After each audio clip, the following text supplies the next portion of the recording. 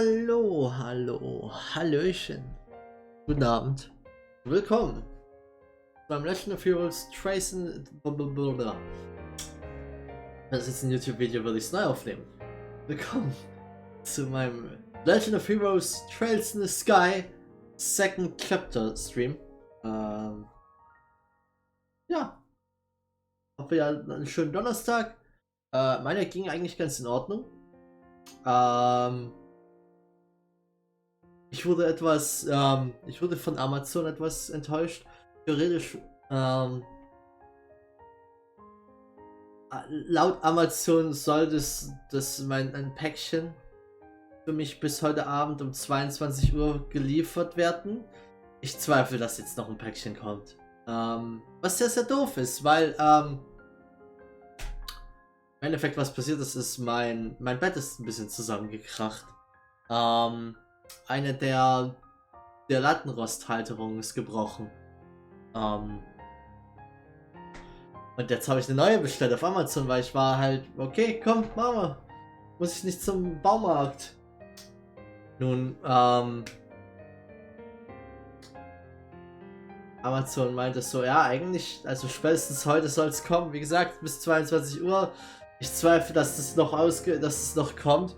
Und wenn es noch kommt, dann ist halt, müsste ich jetzt immer noch mein Bett auseinandernehmen, das anbauen und dann wieder. Ach, das ist scheiß. Ja. Deswegen schlafe ich jetzt auf dem Sofa. Und nicht gut. Bin ich ein bisschen müde. Aber hey, lass uns davon nicht abhalten.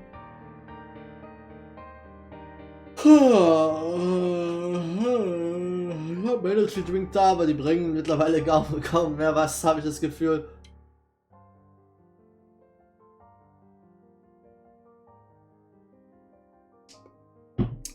Ja, guter Start. Wahrscheinlich liegt es eher daran, dass ich an einem schon ziemlich starken Schlafmangel mittlerweile, dass dieser Energy Drink mich nicht so wach macht, als dass ich eine Immunität gegen Energy Drinks aufgebaut habe. Aber mal schauen. Wir werden heute definitiv auch ein bisschen streamen. Mal gucken, wie lang. Vielleicht kommt ja heute noch das Teil für mein Bett und dann kann ich möglicherweise heute Abend wieder in meinem Bett schlafen. Wäre schon ziemlich cool. Oh, ich habe eine Fliege hier drin. So eine kleine, weißt du, so eine Fruchtfliege. Unschön. Unangenehm. Ja. Okay.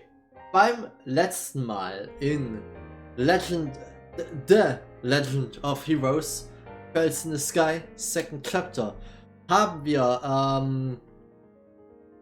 nachdem zuvor der Drache aufgetaucht ist und Gates dem nachgejagt ist und im Kampf gegen den Löwe ziemlich schwer verletzt wurde, haben wir Agate und Tyler zurückgelassen gehabt. Der Rest ist zurück nach Bose gegangen. Und wir haben dort dann das Okay bekommen, bei der militärischen Aktion von General Morgan mitzumachen. Als Beobachter.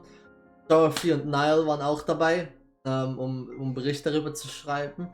Und Leutnant Schwarz war auch da. Oder Schwarz. Ich glaube, man spricht es im Englischen eher so Schwarz aus. Wir haben dann große Drachenjagd gehabt über Liberal. Haben es geschafft, ihn im Valeria Lake zu stürzen, theoretisch. Aber er hat dann die Gospel aktiviert und ist abgehauen.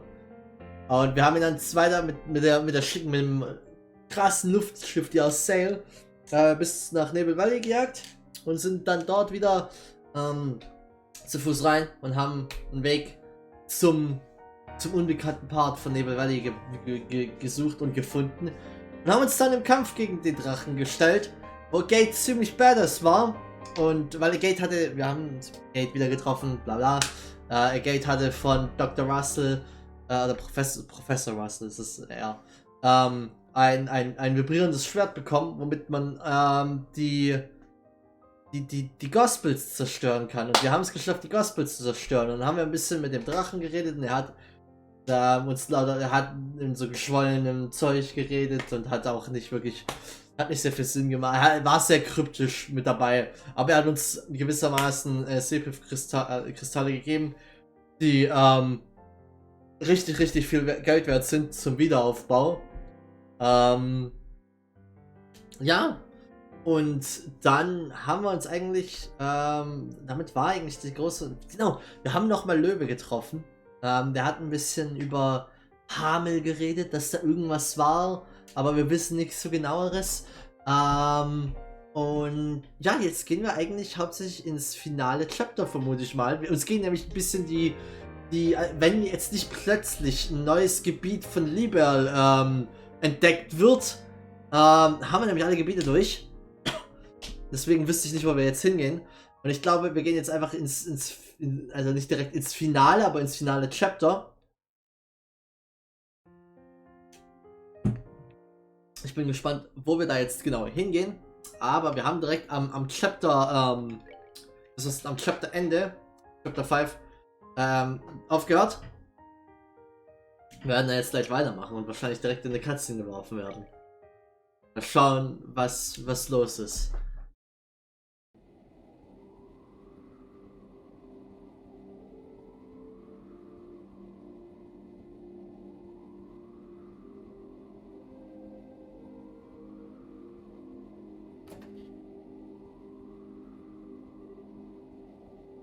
Yes.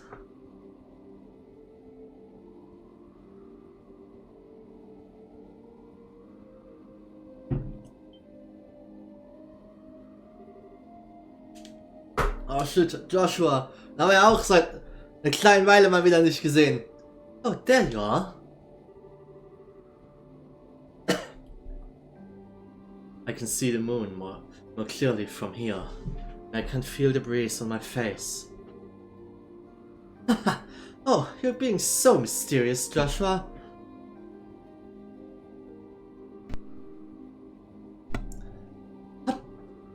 Okay, looks like you aren't just trying to be cool. This is the sort of thing your job takes, isn't it? The moonlight, position of the clouds, the flow of the wind, every detail is vital. I wish to lower the possibility of failure as much as possible. Lower the... Don't say it like that, you idiot!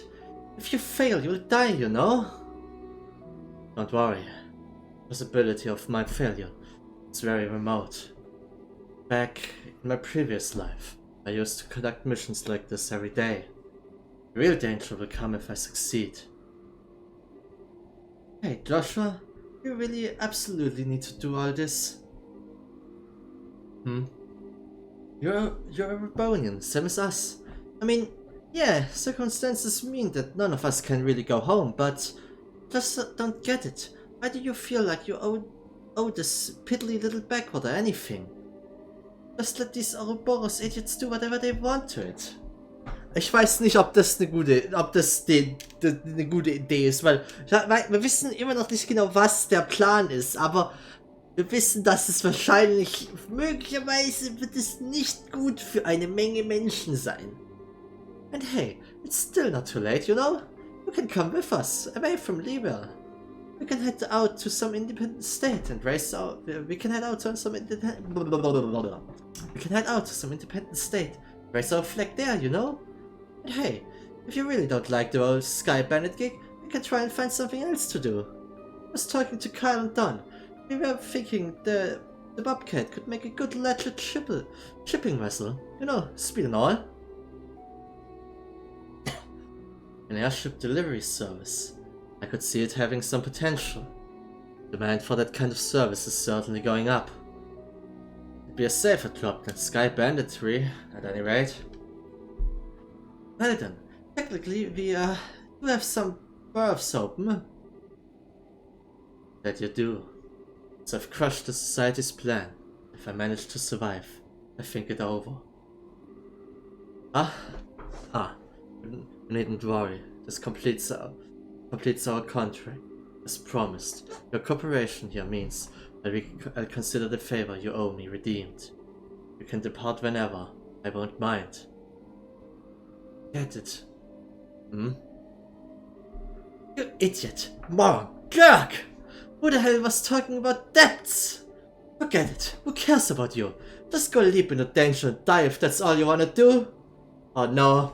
God damn it, Joshua!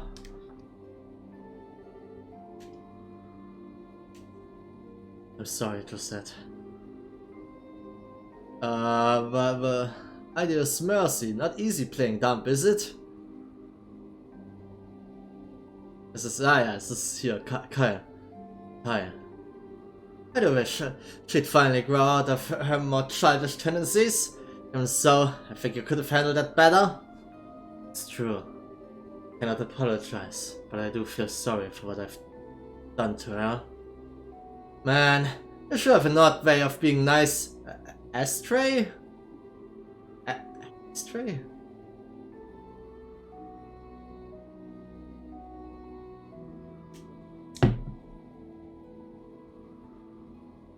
I want to make it up to her? Give it offer some serious thought. Assuming, of course, you won't be joining her up again with your nice young bracer lady after this.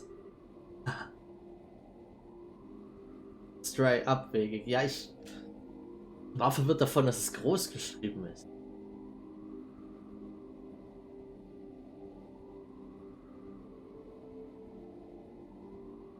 Huh. No, that won't be happening. In the end, the worlds we live in are too different. You guys should never meet again. It's for the best. And if that's how you think, in that case, Josette's offer does have some appeal, yeah? It does. I'm going to give it some thought. Uh-oh. Look who's decided to show themselves! Done, is that them? Yeah, it's just like the lad predicted. They're approaching from the northeast. Ja, the man to the bridge. Got it. Oh shit, wir spielen mal wieder als Joshua. Welches Level hat Joshua? 73, wir kommen langsam näher. Wir kommen langsam näher, ja. Aber dann, genau. Das ist eine schlechte Waffe eigentlich im Vergleich zu den Stats, die unsere anderen Waffen mittlerweile geben.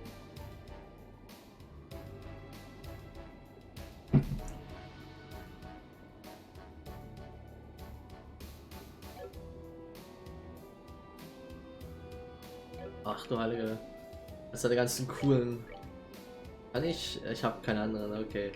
Die geben mir das Moveset for Information. Be able to perceive enemy status. Ah. Nee, ich bleib noch ein bisschen draußen. Ich hab Bock hier ein bisschen. Ich weiß nicht, aber ich muss sagen, ich bin mir fast sicher, dass so einfach auf den Flügel zu laufen eine wirklich schlechte Idee ist. Die haben möglicherweise einen Windschutz, einen Orbel-Windschutz, möglicherweise, aber selbst dann ist es keine gute Idee, Joshua.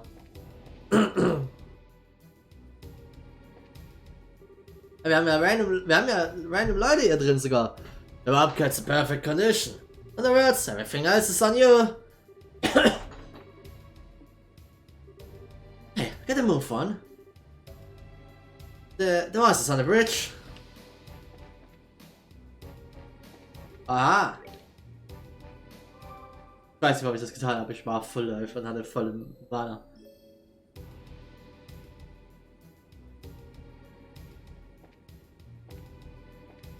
Also dieses Schiff ist definitiv nicht kindersicher. I'm amazed the boss even agreed to this plan. Sounds bad no matter how you look at it. Okay.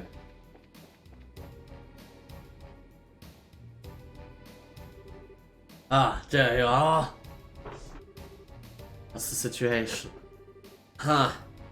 That's what you predicted it would be. Look at the display.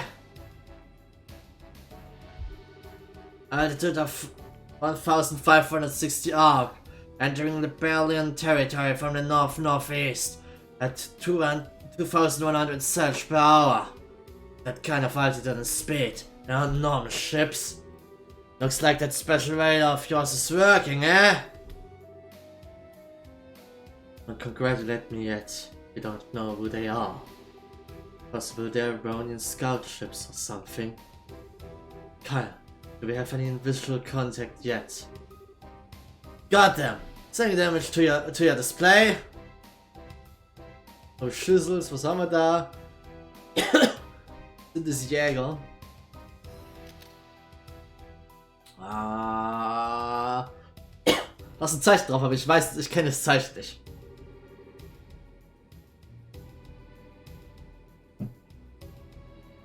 No, there's no doubt.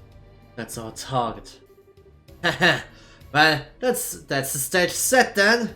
Now it gets exciting. Let's do this then. Lad, you ready for this, right? Absolutely. Once I'm in place, begin immediately. Ah.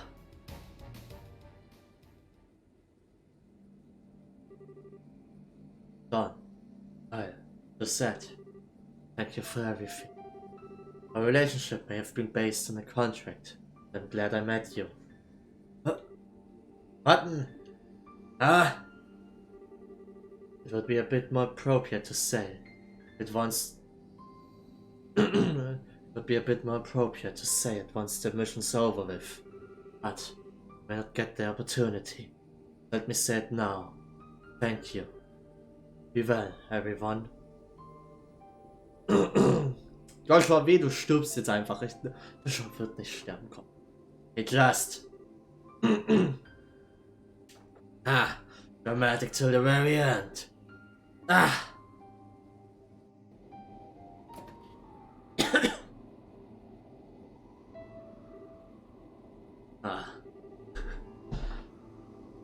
Even at the very end, you managed to be so uncute.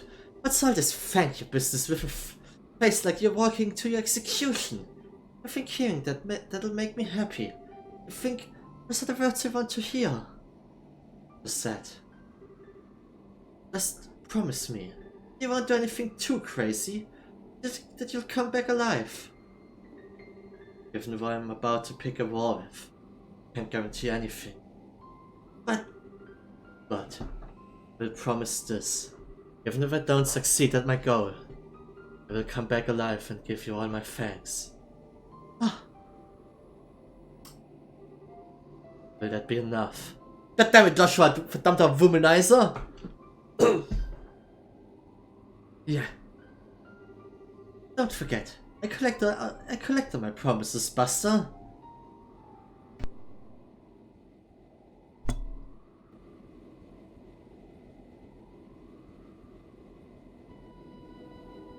Ist das Raumschiff von Uroboros? Könnte sehr gut sein. Nicht Raumschiff, Flugschiff. Raumschiff ist ein bisschen. Crimson Soldier, vielleicht auch Crimson Soldier, sagt man sie. Altitude stable at 1559 arc. Komm, ihr hättet einen nach oben gehen können, dann wär's wenigstens eine schöne Zahl gewesen. Crossing into Liberian airspace now. Set course for Valeria Lake. Roger. Doesn't look like the Liberian airships noticed us. Self-functionality. Nice little piece of tech they loaded us up with. If we didn't have that doohickey, we'd be causing a bit of a fuss right about now, you know? I mean, forget us. Imagine what would happen if those liberal hicks saw that monster coming for them. Huh. Don't I wish I could see that. Okay. Oh! We're on attack? What are you idiots panicking for? Check the damn radar! Contact. One small ship approaching from 4 o'clock. Database match found. The Kapua Sky Bandit ship Bobcat Rainford make. Sky Bandits? Uff. Das sieht so schnell aus, diese Szene, jedes Mal mit den dabei ziehenden Wolken. Es macht übrigens keinen Sinn, dass unter uns und über uns Wolken sind, wenn man es jetzt mal sich genau betrachtet, aber ich weiß, dass Wolken auch mehrere Schichten haben, aber nicht auf so einem Level.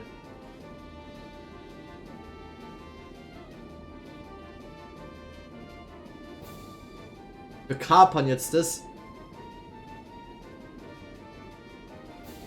Das sind die Crimson Soldiers.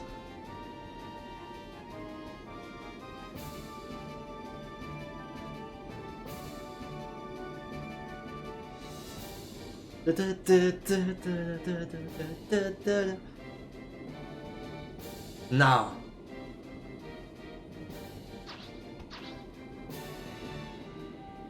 Alles klar, okay. Möchte Joshua noch eine Weile länger durch die Luft segeln.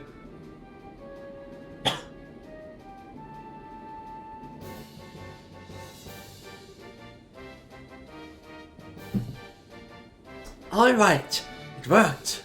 Oh, so it did. Time for us to beat it then.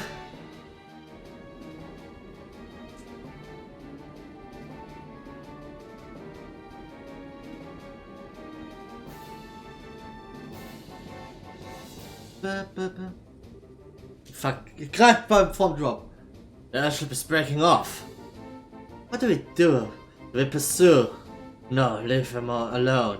If they were alarming, we'd have to pike them all. But we don't have time to bother with small fries. Understood. Right now our only job is clearing the glorious flight path. Glorious. Let's head back to base for now. But let Sir Campanella know about the bandits. Okay, wir haben also doch, es ist Ouroboros.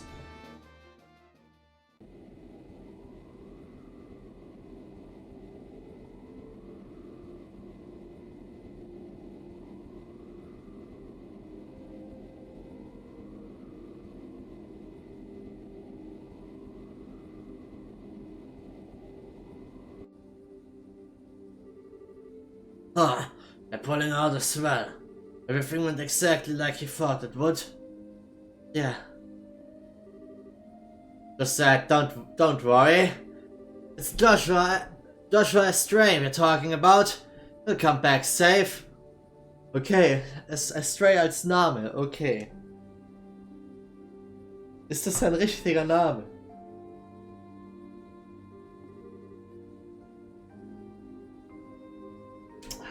Fast. Yeah, he will. He's got a promise to keep after all. Joshua hat eine Reihe an Promises, die er keeps. Name ist Astrain. Astrain 8. The Whereabouts of Bonds. Chapter 6.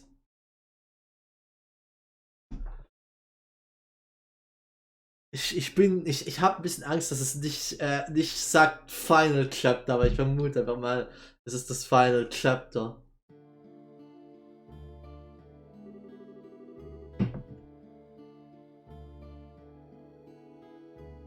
Bevor wir weitermachen, ich habe vergessen, mir Wasser zu holen. Ich bin gleich wieder da. Ich habe den Mute-Button verfehlt.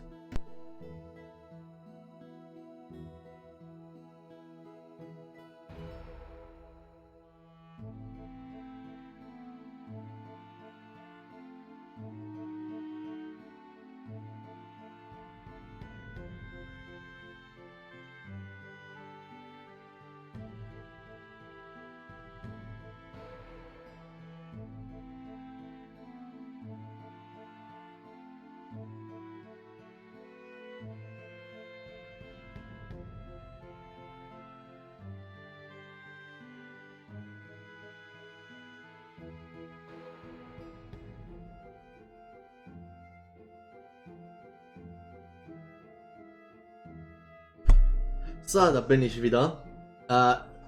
Locher, nur als Info. Ja, das wärst nicht du, das ist dann irgendein Random im Chat gewesen. Hätte ich meinen Mods gesagt, die sollen die so einen Joke machen, ja? Hätte ich gesagt, die sollen getimeoutet werden. Der war nicht gut. Der war schon. Der war schon ein Stretch. Oh. Ich erwarte Besseres von meinen Mods, ja? Ja, ihr seid hier für euren Comedic-Effekt und nicht nicht meinen Chat sauber zu halten. Ich finde, okay, ich werde dann timeoutet mich einfach, okay? Haut mich einfach aus meinem Chat raus. Mein Mod-Team ist Mods together strong. The uprising of the mods. Mods equals gods, okay.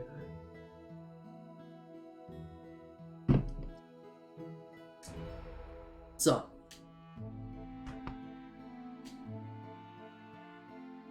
Oh boy, I was wondering if you wanted to get the last word in. The Blade Lord is bold, if nothing else. No kidding. I really screwed up in letting him get away. Sorry guys, got no excuse. No, you made the right choice in letting him go. A graveyard is no place for the living to settle their arguments. Armel though, is that causing an itch in the back of my skull? Yeah, then Lily mentioned that before. Do you know anything, Chloe? I don't, I'm sorry. I mentioned grandmother would know something, but even that it seems to be some kind of state secret, you may not be willing to tell me until I'm older. Ah, good point. How about you, Olivia? It's in Rabonia, right? It is, although even we don't speak of it much, so it's always a surprise to hear it brought up in conversation. Oh, why's that? Hamel was a village in the southernmost reaches of...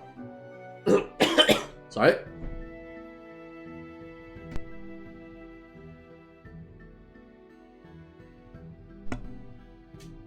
Hamel was a village in the southernmost reaches of the Empire, near the Liberian border.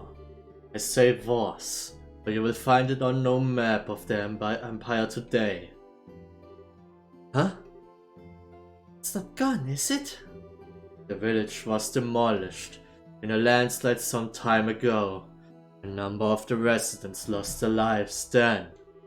Es war bestimmt kein Landslide. Sagen wir es mal so, also, wie die Leute darüber reden. As I understand it, it is now little more than empty ruins and ghosts. It's awful. But that's it, huh? But still, even if a lot of people died, there's no excuse for his actions.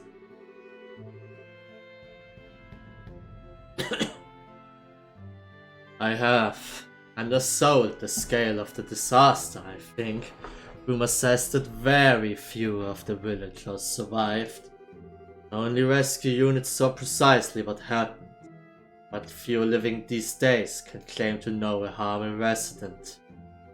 Was that bad? It's not unheard of for landslides to swallow entire settlements, sometimes called mountain tsunamis because of how they create waves of pure rock and earth. It's an odd thing to subtly bring up in context, however. I mean, what on earth would Hamel have to do with Her Majesty and General Morgan? Or Libel at all? Alas, at this point we don't know enough to confirm or deny anything. Let me poke my old nose around the various corners of the guild to see what I can find out. And enough about Hamel for now, we've other business. First of all, let me give you payment for all you've done. Nice, Dragon Assault Case. 2000 Mira. Was? 2000 bekommt schon. Ich habe literally den Drachen bekämpft. 1+3. Da ist C. Dragon Pursuit. 7 und 8000. Okay, das ist schon mal ein bisschen was. You went through quite a lot with this dragon mess. You've done the name of the guild proud. You would think so. We still didn't stop whatever experiment they were running. Don't think we can claim much of a victory on this one. This also means they've conducted experiments. Verdammt, Alter, heute Abend ist irgendwie der Wurm drin. This also means they've conducted experiments in all of Libel's major regions. We have to figure out what the society plans to do next as soon as we can. Yes, about that. Why don't you all take a break for a little while? wir kriegen jetzt erstmal den Filler-Arc. Ja, wir gehen jetzt, wir sagen so, ja, shit ist alles abgeht, aber wie wär's, wenn wir jetzt random eine Folge haben, wo wir alle an den Strand gehen? Für den Fanservice. Wie jeder gute Anime das macht.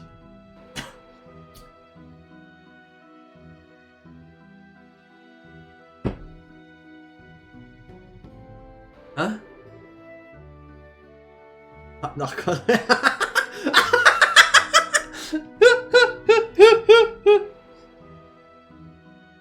Wir sollen uns erstmal ein bisschen ausruhen gehen, ich verstehe schon.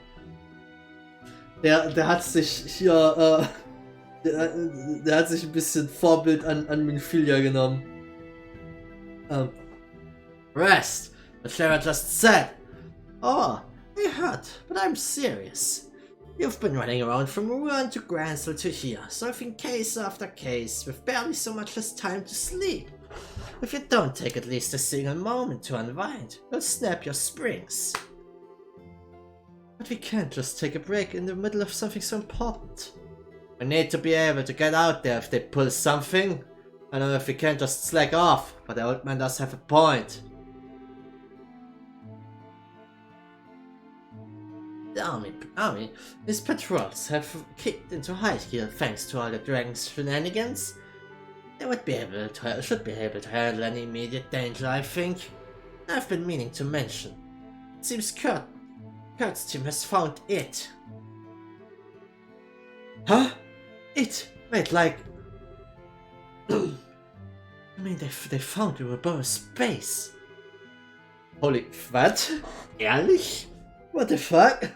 Yes, Kurt reported they got a solid lead a few days ago. They can pinpoint the base. We'll be busy again soon enough, holy shizzles. So I really think it would be a good idea to rest while you can. Yeah, I see. Huh. In that case, I'll take you up on that, Lugran. Remember, part of Embracer's duty is to ensure he can keep performing his duties. Getting rest is a part of that. True enough. Well, I guess the world ain't gonna end if we take a breather. Briefer? Blah blah blah blah blah blah blah. Oh nein! Agate hat einen Hirnschlag. Oh no! Grace of wisdom prevails again. Zin, you are a sage and a gentleman. Still, Lugran, given that you're suggesting a break, I assume you have a destination in mind. Wir gehen doch bestimmt zu Valeria Lake. Sharp, Olivia. Truth be told, I got a little something nice from Mayor Maybell. You wanted it separate from your normal pay for the dragon business. Huh? What else could she be paying us with? Oh, just a reservation at the Kingfisher Inn on the lakefront off to the south. Ich wusste's doch. She's paid for all of you to stay there for 3 days. Seriously? Sweet! Received overnight ticket. Ah, the hospitality of Bose's beautiful mayor once again shines like a beacon through the fog of weariness. Manchmal ist es echt schwer durch die Sätze von Olivier zu kommen, weil manchmal beginnt er gegen Ende des Satzes noch mal ein bisschen mehr Grandiosity damit noch hineinzubringen und meine Stimme beginnt schon langsam aber der Puste auszugehen, weil so zu reden ist nicht so ganz einfach. Das macht es manchmal ein bisschen schwierig.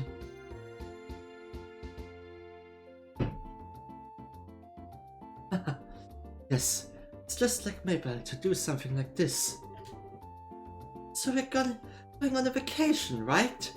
To the Kingfisher Inn. Wir haben literally einen Filler-Arc. Wir gehen literally an. Ich meine, das ist kein Strand, aber... What the fuck? Ich meine, ich beschwere mich nicht, aber what the fuck? That's right. It's a luxurious inn with a fantastic view of Valeria Lake. They're famous for their food and spirits. They provide boats for going out onto the lake. Yeah, that sounds great. This does sound like a nice little vacation. Yeah, we gotta take a load off. Kingfisher's close to the best place and able to do it. You got that right? Let's not waste Mirabel's kindness, guys. Come on. Now reconfigure parties where party members and their gear in and out as needed and select move out when ready. Change. Okay, Party. Oh shit, ich bin komplett frei. Wir müssen Olivia und warte mal kurz.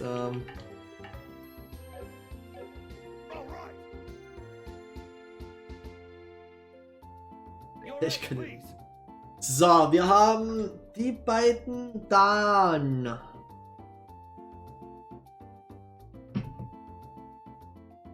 Eigentlich Chloe. Wir wollen eigentlich haben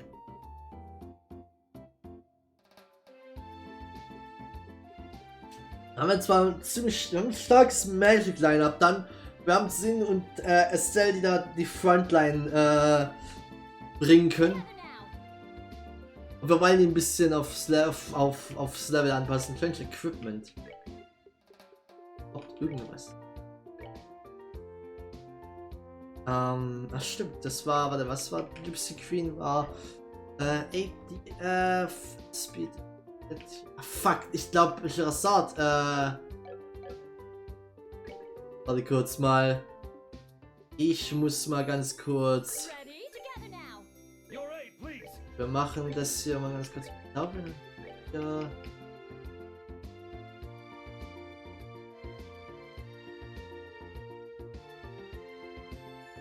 Ja, geben wir ihr die Gypsy Queen. Sie kann die Agility und den Speed extra gebrauchen. Sie hat dann zwar weniger. Bisschen weniger. Oh Gott, F ist actually einiges weniger, aber das sollte passen. Aber sie verliert auch ihre 8S. Aber dafür kann ich das an Chloe geben, die weitaus besser mit dem.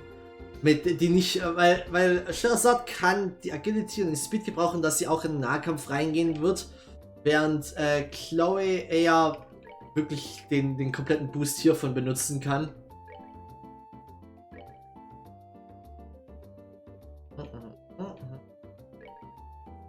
Ah, stimmt, das ja, wir haben ja Eis, Paint, Olivier. Fast alles. Muss mal schauen, ob wir Barrel und Buzzer. Ja, Buzzer bringt's auf ihm am meisten, bringt auf ihm auch wirklich viel. Weil vielleicht der Buzzer actually auf.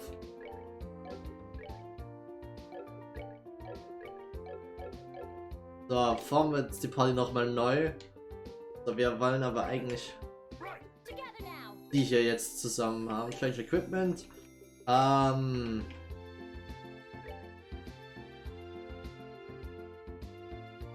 der Move plus 3 Agility plus 10 ist halt wirklich mächtig. Aber das hier gibt uns, warte mal, 8 auf ihn. Wir brauchen leider actually für keinen unserer. Neben Olivia haben wir keinen männlichen wirklichen Magic User derzeit, weil theoretisch sowohl Olivier ist einfach nicht auf Magic ausgelegt, als auch Gate nicht. Deswegen brauchen wir eigentlich das zweite Pair Ebony, wie heißt das? Ebony Shoes nicht. Okay.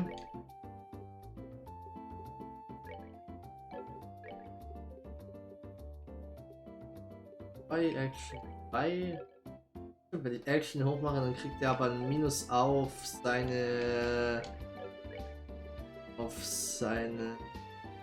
Movement wieder. Wobei das bei ihm nicht so schlimm ist. Field 4 gibt bei ihm sehr viel Sinn. Er ist dadurch nämlich Magic Tank sogar. Mute 2 eines Tages noch bekommen.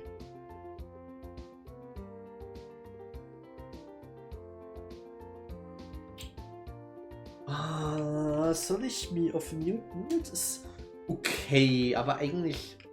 Ich glaube, Petrify macht vielleicht sogar mehr Sinn, weil. Ups. Weil Petrify gegen die meisten Gegner meist mehr bringt. Er hat extra noch einen Move mit. Ich weiß nicht, ob das wirklich bringt. Ich kann ihm Evade geben für ein bisschen. Er würde zwar dann Hard Movement einbüßen, aber eigentlich ist 7 Movement schon genug. Er kriegt halt durch Evade nur halt 4 Agility hinzubekommen. Er hat eigentlich eine gute Menge an Agility.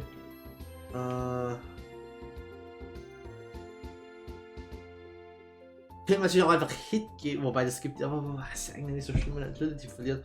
Ist Dexterity dann actually ein bisschen besser. Aber eigentlich passt es. Dadurch würde ich meine, geben wir ihm doch mal einfach Evade 3. Vielleicht machen wir das irgendwann zu Evade 4 sogar noch. 1, Range. HP, naja. E4 haben wir sogar. Aha, Ingenuity, okay, Mind 3 haben wir Mind 4. Nope, MP 2, EPK 2 haben wir 3.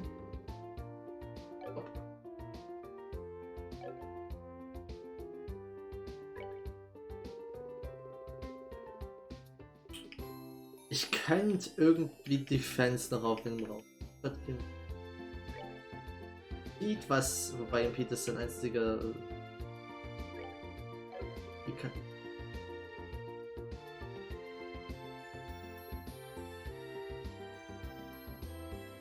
Arts Effect Range. Warte mal, Arts Effect Range? Das heißt, es erhöht den AOE? Weil ich dachte, wir hätten keine Limitierung auf die Range von der Magie. Also ich könnte am was am Rand stehen und das überall hincasten. Das sind AOE erhöht, dann sollten wir das eigentlich behalten.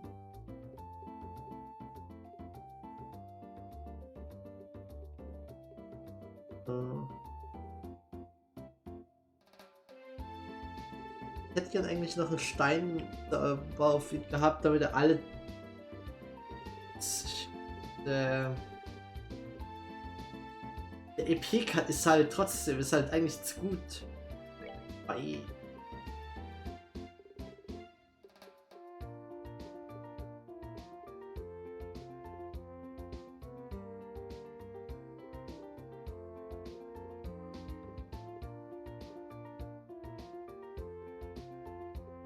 mit eines von den beiden einfach reinpacken. Defense brauche ich jetzt theoretisch nicht.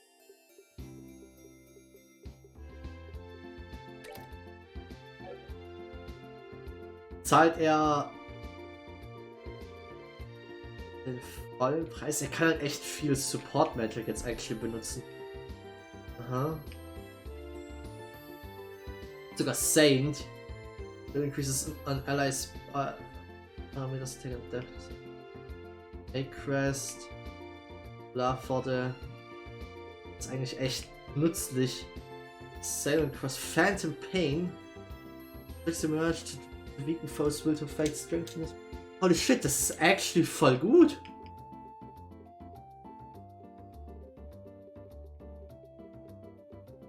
Ich denke, das lassen wir so.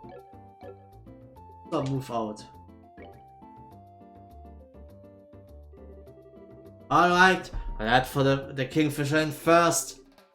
Thanks for doing this, guys. Make sure we all get checked in. Mr. Logran's already contacted in. I doubt we'll have difficulty securing our rooms. Leave it to us, sister.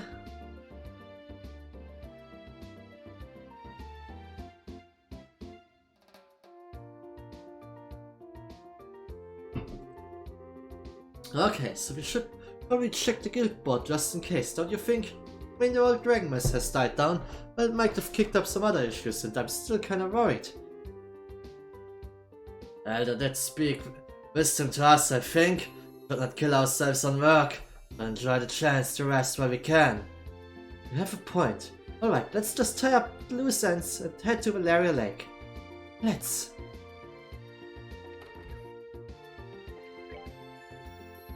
Memory of distant days. Von Corner, ganz knapp, ganz knapp. I'm searching for a relative who went missing 10 years ago. Details, please come for an explanation from me. I will be waiting at Kirsch's Bar und Merchant Escort. Mirano, ich glaube, den kennen wir. Looking for Bracer, escort to Revenue Village. Person to be escorted is one young woman. Quest is only for one way. Contact South Block Central Street 1 on Trino Manor 2F Mirano. Okay.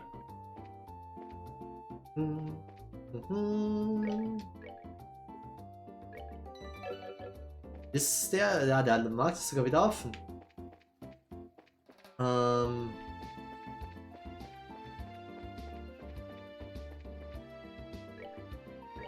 Was hatten wir hier?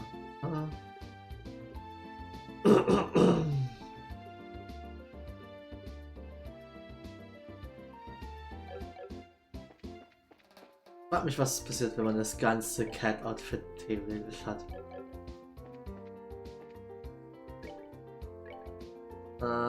Den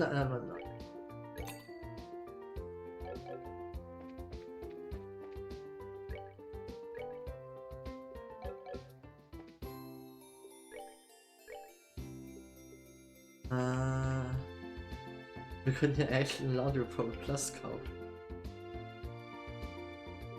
Lieber ist es einfach nicht.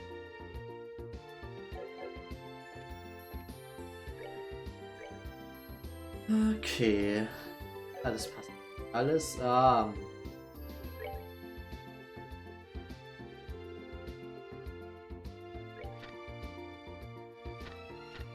Das hatten wir. Okay. Operation Dragon Capture. Special. Dragon leaves Level's borders. The dragon that appeared suddenly in Bose and caused damage to the region has been confirmed by the Royal Army as having left the borders following a failed plan to capture the creature. The border garrison is continuing patrols, but no further sightings have been reported since then. The Liberal News is following developments closely as we report from the front line. Full details of the capture operation. The day after the dragon appeared, the Royal Army immediately enacted a plan to capture the dragon. Enforcing the capture portion of the plan was Queen Alicia, whose respect for the holy creature shaped an operation using airships and tranquilizers to neutralize the threat by driving it to Valeria Lake and subduing it. Including in the operation was the Assail loaded with its new engine, plus Bracer observers and your trusty Liberal News reporters. The failed first capture operation.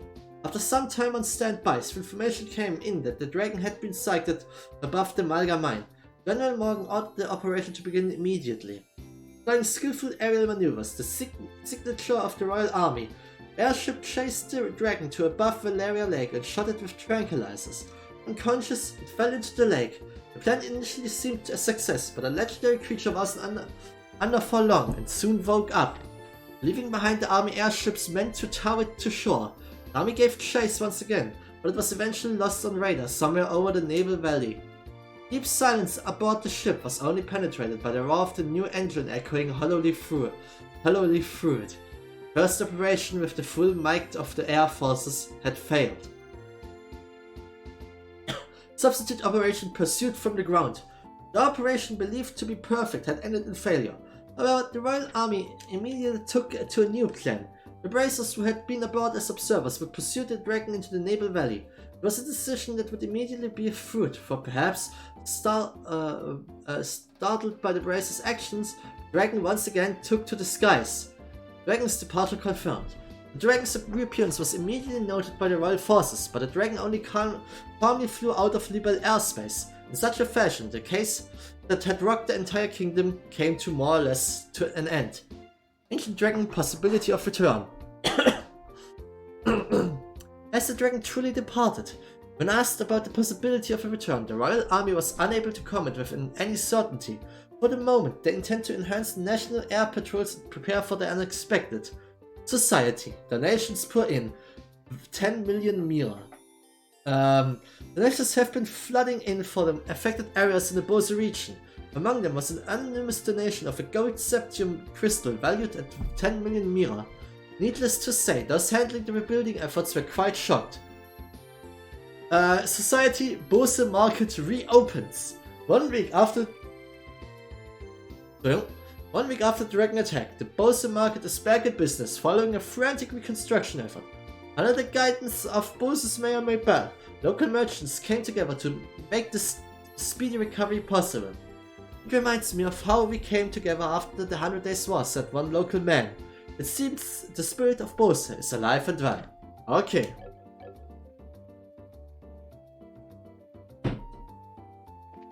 Sehr interessant alles. Okay. Dann. Wir wollen uns kurz mal hier umschauen. Mal, was braucht er? Ich glaube, hier HP und Mind 2 wäre ganz cool, aber ich glaube nicht, dass ich beides bekommen werde. Mind 4, jeweils 4.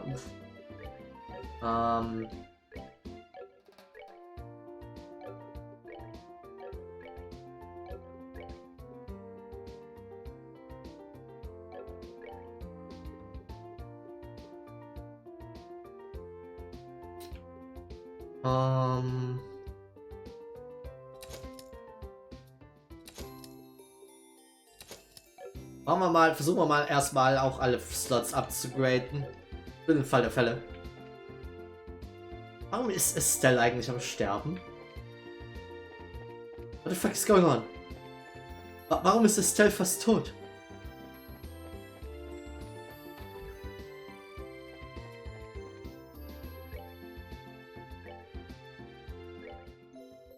What the hell? Ich bin gerade aufgefallen, Estelle ist am Verbluten hat. Und wir so, alles klar, lass mal ein bisschen Orkmans shoppen gehen. Okay, wir haben...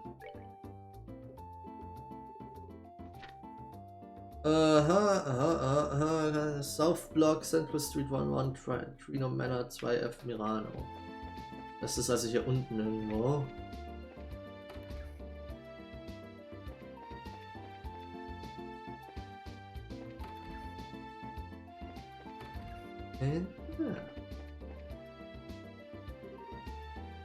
Excuse me, you're Miss Mirano, right? Yes, that's right. Well, must be Bracers. I am but an assistant, but you are correct. You desire escort to Revenue Village, yes. That's right. I'd like to head to that lovely little town and have a look at their orchards. Now if I may, you look a little young for a racer. Ich möchte kurz anmerken, die Orchards wurden niedergebrannt, Lady. Ich weiß nicht, ob du da viel sehen wirst. Are you quite sure you can do this? Excuse me, Mom. I am a certified senior racer. I'm totally capable of doing this. I assure you that Estelle is qualified. That does not satisfy. We have to wait for another racer to become available. Oh my, I suppose you really can't judge by a cover. I always like putting my own covers on my books anyway. I trust you, young lady. How about it? Shall we be off? Alles klar. Sure, we're ready when you are. Very good. Let's be off then. We're going to Revenue, right? In that case, we'll want to head out the west gate of the city. Yes, that's right. And up to the mountain road. I'll meet you by the west gate. I imagine you have a few things to prepare before we go. Yeah, a little prep time would be great. Thanks. We'll be right there. Very good. Don't keep me waiting long now. Unfreundlich teilweise.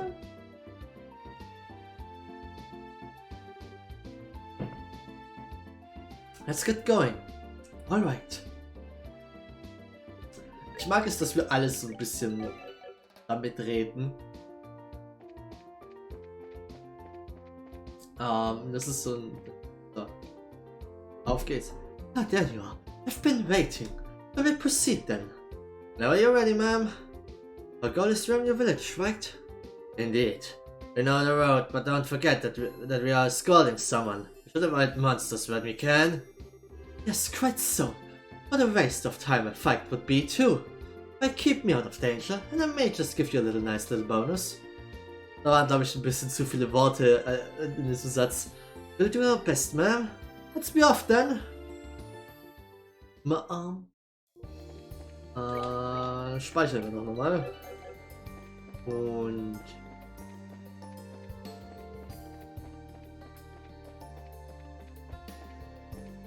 bin jetzt einfach mal ein bisschen vorsichtiger unterwegs.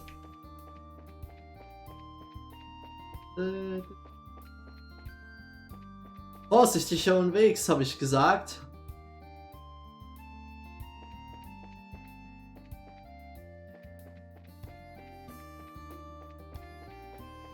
Normalerweise sollte man nicht jemanden eskortieren, indem man ihn ganz am Ende der Gruppe stellt. Man sollte es in die Mitte nehmen, eigentlich, wird mal so gesagt, aber ich meine... Wir wissen schon, was wir tun. Nein! Okay. Ja, aber wir haben es überlebt.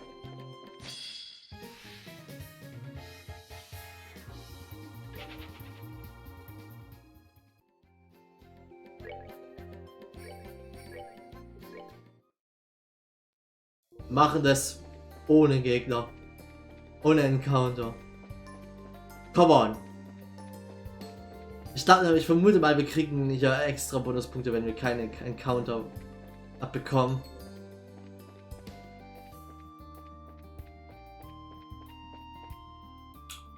Dass ich da einfach reingerannt bin, das ist schon eine bittere Pille zum Schlucken.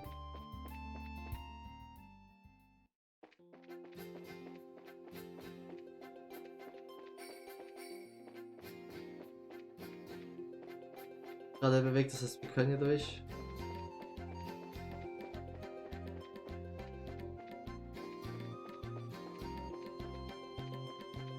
Böse sind teilweise diese Gegner hier. Ich muss ein bisschen mehr gleichzeitig auf die Karte als auch was vor mir liegt achten.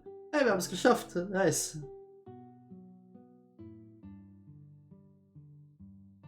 Nichts beschwert, dass die abgebrannt sind, dann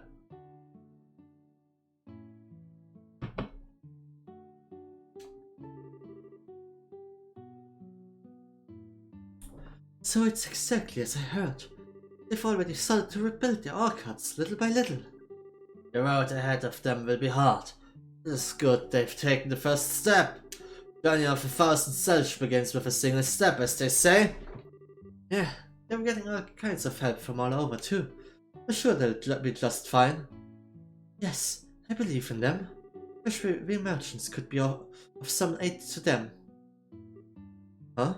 Oh no, are you thinking of trying to save revenue? Oh my, no. I have no intention of setting myself up as some kind of savior of these people. I'm ultimately just here for business. Going to look at the orchards and get a feel for how bad the situation is. Of course, things are looking up. I can always invest. Well then, I should be getting to work. Okay, this is goodbye then. It is indeed. Must declare, I sorely misjudged you earlier. I'll contact Luke and arrange a bonus for you. Huh? Really? Why would I lie about a thing like that? You've earned it. Be careful on your way back. We will be. Good luck with your work.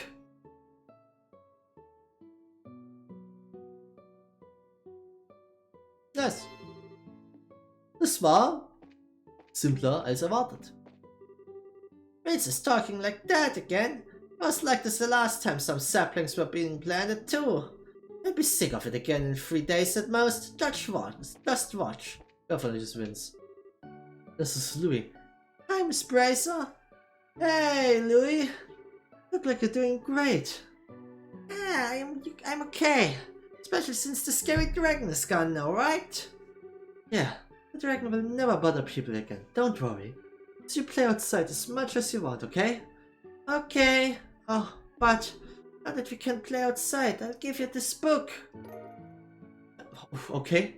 See you later. Okay, sehr gut, dass du klar, man kriegt es von dem random Kind, das sicher natürlich. Today we get to play a lot since we were inside for so long. Yes, you should play with us too. Kein Wunder, dass mir davon schon so viele fehlen. Mir fehlt Volume 1 allein schon. 2, 3, 4, 5 fehlt mir. Oh, ja.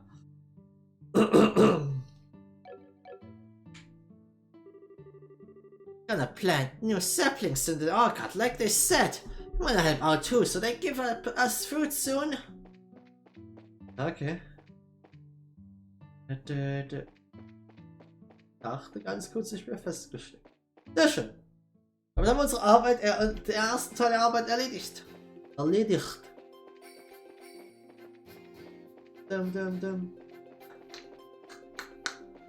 Okay, wobei, warte mal kurz, warum fighten wir hier nicht ein bisschen? Wir brauchen eigentlich die Level. Ich habe den schön einmal eingekreist. Oh ja, das tat weh.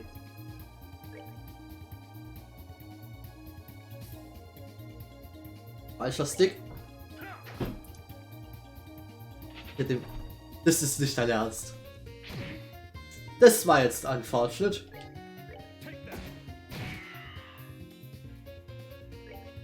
Auf geht's. Wir pieksen ihn ein bisschen.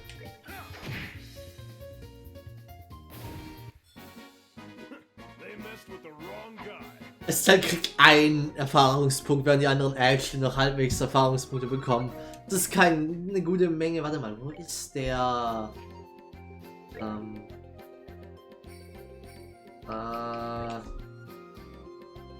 Wir könnten beim Tower mal vorbeigehen und schauen, ob wir vielleicht den Shining Pom finden. Den könnten wir nämlich, dann könnten wir versuchen, damit 1-2 Level auf schnell zu bekommen.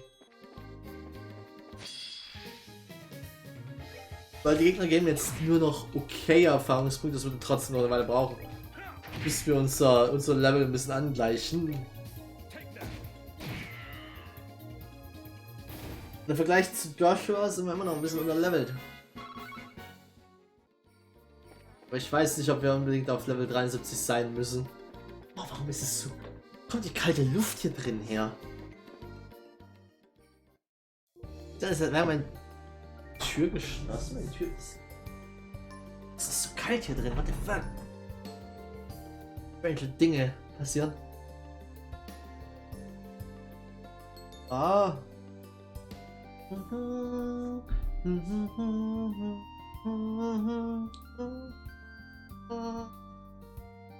So. Sorry, ich muss kurz.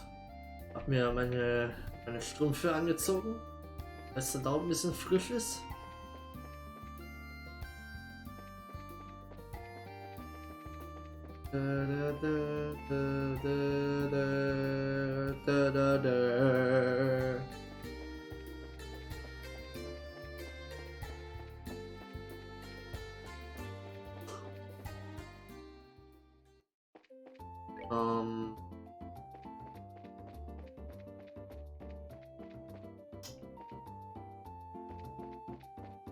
Viel Spaß, theoretisch, wo wir als nächstes hin müssen. Rechner. Na, uff. Oh, C+, nice. Grail Locket accessory as a perk. Good work. Always nice to see some progress. If you complete any more jobs, be sure to come back and report. Grail Locket. Prevents all abnormal status except KO. An ornament modeled after a Holy Septian artifact.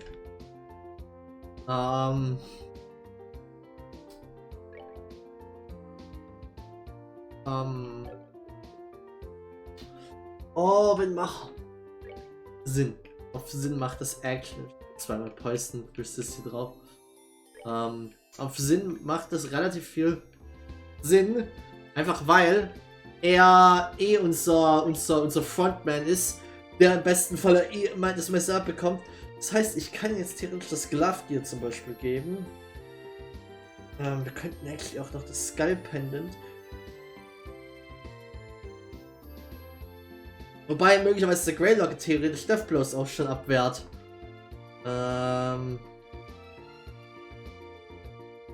Okay, das Cattail.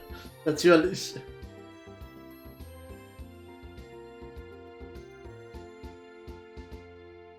Das kriegt irgendwie bestimmt einen richtig coolen Effekt, wenn du die gesamte Ausrüstung davon hast, aber ich habe die gesamte Ausrüstung davon.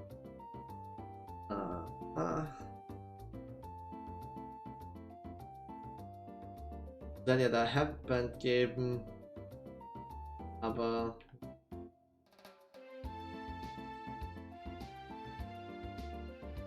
die Night Goggles haben wir aber auch nie wieder benutzt. Das ist halt im einmal, wo wir wieder mal so ein Aktiv-Item benutzt haben. Das eine Mal, wo ich darüber geredet habe, dass wir seit Ewigkeiten das Aktiv-Item nicht mehr, so ein Aktiv-Item nicht mehr benutzen mussten. Und wir es dann benutzen mussten, haben wir es eigentlich auch nicht wieder benutzt.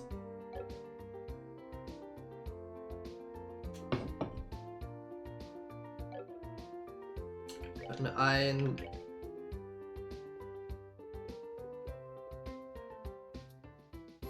Ich bin immer noch beeindruckt, dass wir noch nicht einen neuen Lichtkreis bekommen haben.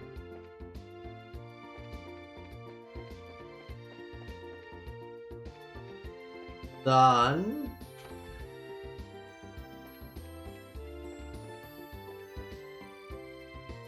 Du hier. Pardon, can I have a moment?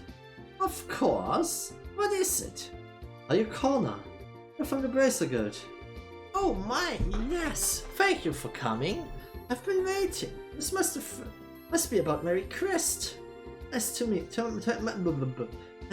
then, Mr. Bright, Senior Bracer.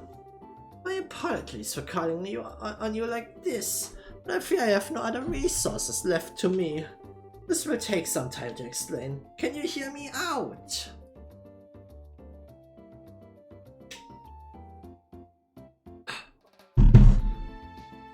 Yeah. Of course, go ahead. Standing will just tire us, I think. I'll take a seat before we begin. Good idea. Let's see if I can claim us a table. If I recall your posting, Mom, you are searching for someone you haven't met in 10 years. Yes, I'm searching for my niece. Her name is Raini. If she's alive, she should be about 20 now. Wait, if she's alive, not quite 10 years. Yes, I see.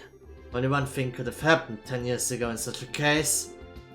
100 days war, yes? Oh. Yes, exactly. Hostilities broke out. My sister was staying in the city. She wasn't able to get out before the Imperial Army reached the city.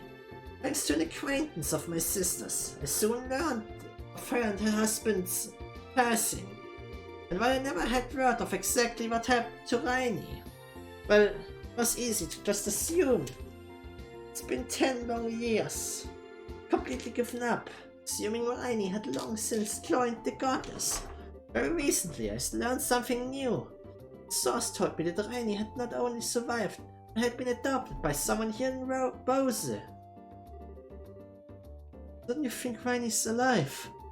Honestly, I don't know. Barely dare to hope. And what's worse, my source was Rake. I've no idea who adopted her. Makes things harder.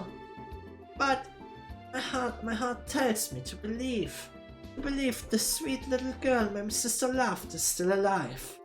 I must believe, which is why I beg you, help me.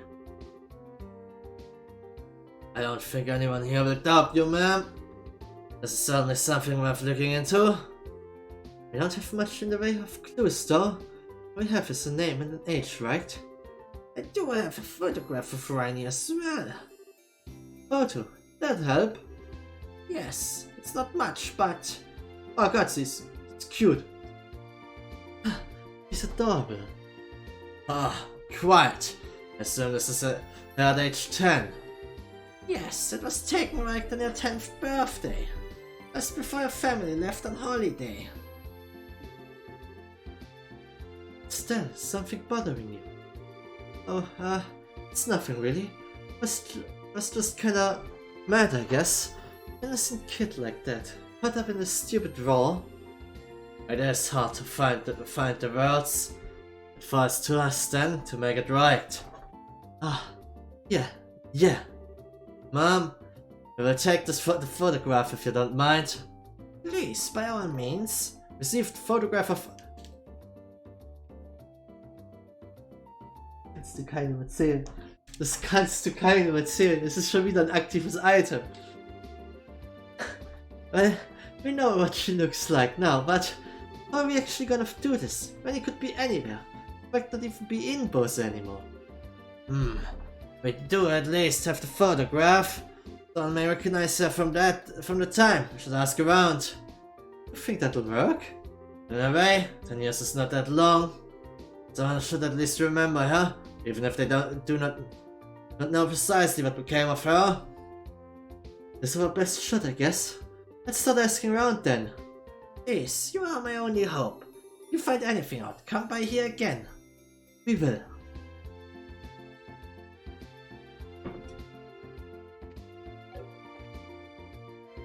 Kann ich das...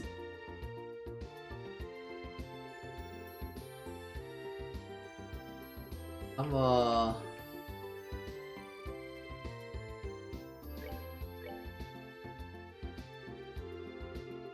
Showing the photograph, but I didn't recognize that. Ich ist schon wieder passiert. Ich habe das erwähnt. Und ich habe instant so ein Item bekommen. Das darf nicht wahr sein. Looking for someone to say? There's certainly a cute kid. Lost the parents in the war. That's a damn thing. Oh. Das ist lächerlich eigentlich schon fast.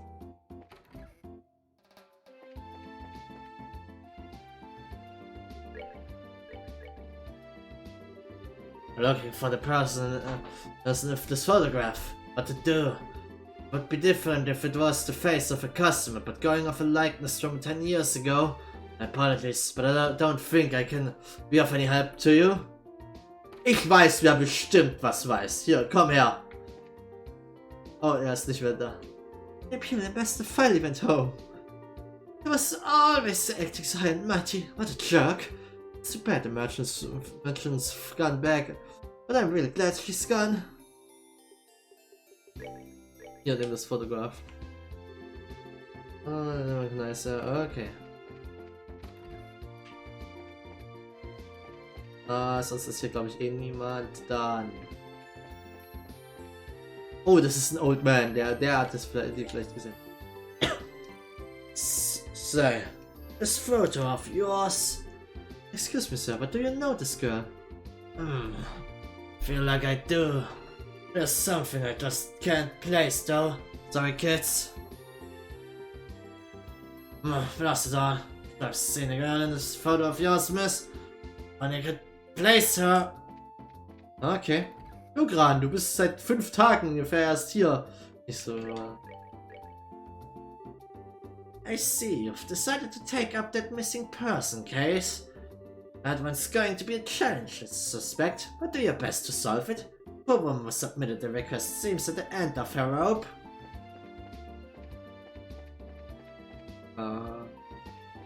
Sinn, hast du die Smash gesehen?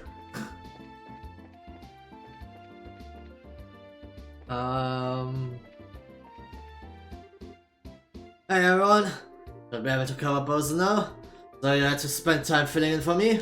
Ah, das ist einer der Bracer hier. Hier, mal schauen, kennst du den? So you're trying to find someone, huh? Think your best clues will be hair and eye color.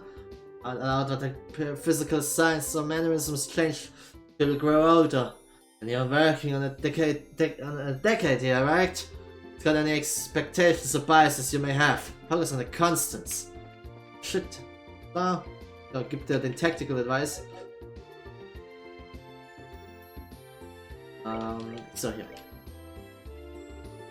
Showing them the photograph that didn't recognize her. Oh, warte kurz, vielleicht. Hier, komm, Kirche. Finally, pieces return to the Bowser region. Markets reopen safely. Revenues orchards are recovering. But it will take time to restore our lives. We will succeed. There's no doubt of that. It all recovered so wonderfully, even from the tragedy of that war. Apropos. Hier. I shall pray that you find the girl in this photograph. Do what you must. May you never lose hope. Okay. Mehr auf Old Lisa.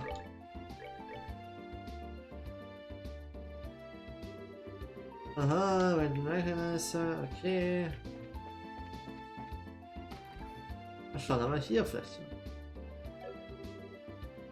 Thanks to your good bracers, peace has returned. The only remaining concern is the young mistress's health. So take care of to ensure she does not overwork herself.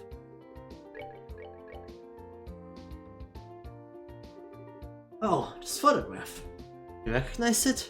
I do not recall this photograph precisely, but I distinctly remember seeing another picture of the girl Sonia in the master's study.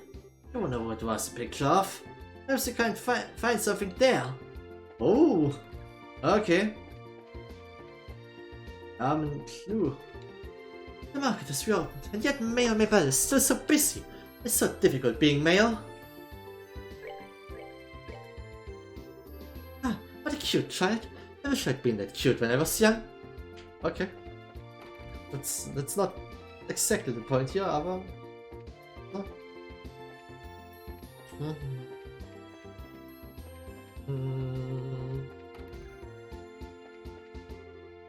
Hello everyone. I have my most sincere thanks for helping Miss Mabel. Yeah. I kind of feel like you're the one who suffered the most in all this. I'm sure you're okay. I'm fine. Please do not worry on my account. More importantly, I believe you're heading to the Kingfisher Inn on Miss Mabel's invitation. I've been working very hard, doing the dragon case and other things. Please, enjoy this chance to relax. Miss Mabel worries after you greatly. Aw, thanks. Enjoy yourselves, trust me. Hast du dieses Mädchen gesehen? Warte mal kurz. Warte mal kurz. Warte mal kurz.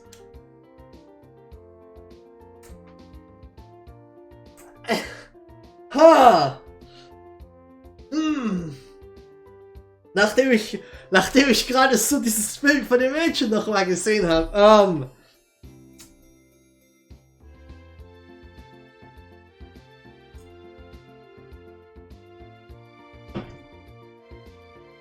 ich habe das Gefühl, sie kennt dieses Mädchen. That picture. Yeah, you see, still explained that the group was looking for Corna's niece who went missing in the 100 Days War. I see. Do you have any idea who's in this photo? No, I'm afraid not. You're sure? You looked just a bit surprised when you saw it. Yes, I was struck by how much that girl resembles an acquaintance. I was a little unsure if it was her. Sie sieht sehr nach dieser Person auf dem Bild aus. I'm sorry, but I must get back to work. Pardon me. I am in the middle of cleaning. I'm sincerely sorry, but if you have business with me, you will have to wait for another time. Ah!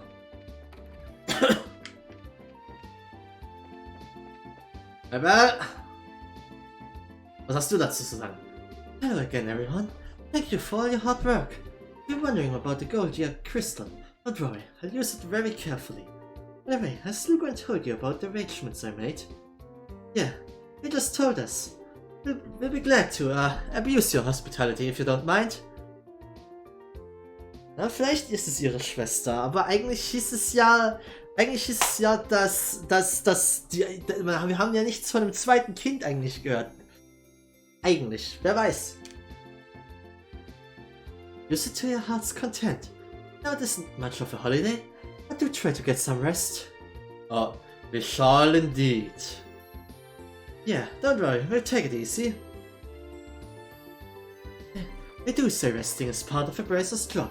Have a good holiday, everyone. Here.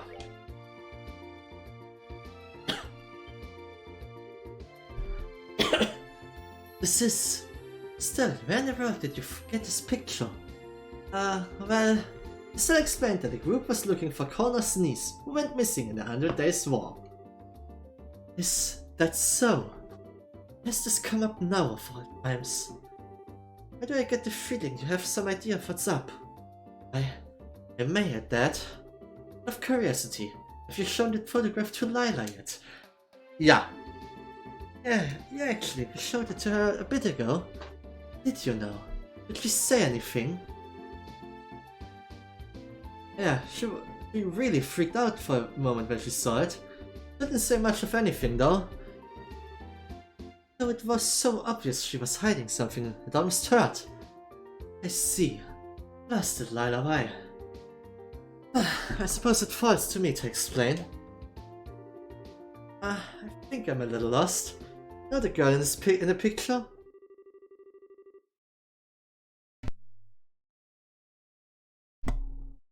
Okay, mehr Backstory Time.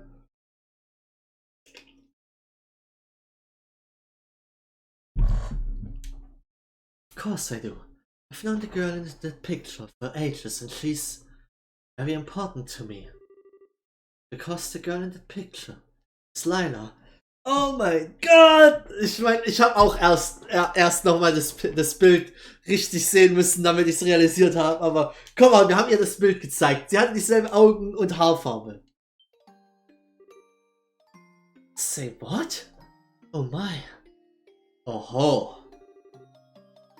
The orchestra hits as the truth is revealed to the stage. Certainly not what I expected. Sure? Completely, absolutely. Lila came to our home on a certain day 10 years ago. The day the army of Erebonia began its assault on the city of Bose. No way. When father returned after assisting in the evacuation of much of the citizenry, he had the girl with him. Father would only say that she had been entrusted to him by strangers. The girl was Lila. Now that I look, she was even wearing the same clothes then, but they were bloody and torn. It all matches Connor's testimony. It even explains some of the questions. I believe we have found Rainy. One thing though, the names. Looking for a girl named Rainy, not Lila. Rainy. So that was Lila's old name. Yeah? That's what Connor told us at least. Hang on. You didn't know Lila's real name, Maybell? No, she never told us. Wait a moment. Did not give you her name. I cannot imagine she did not know her own name at that age. I wish she could have given us her name, or anything in those days. When Lila came to live with us, she could barely say anything at all. How can I even describe it? It was as if she was in a state where she'd forgotten how to speak entirely. How would it even... I've heard that extreme mental shock can temporarily rob one of the ability to speak. Something terrible were to happen to a child. Dragons give her strength. What did you witness that day? Yes, her soul was far more hurt than her body when she came to live with us. We all tried our best, but Lila always kept a little distance between herself and everyone else. So we never learned her true name. So how did she get the name Lila then? Father gave it to her. It was inconvenient, to say the least, for her to remain nameless. I believe we understand now. We must ask Lila about this again, then. Yes, there's only one thing to do. Let me get Sarah to bring her here.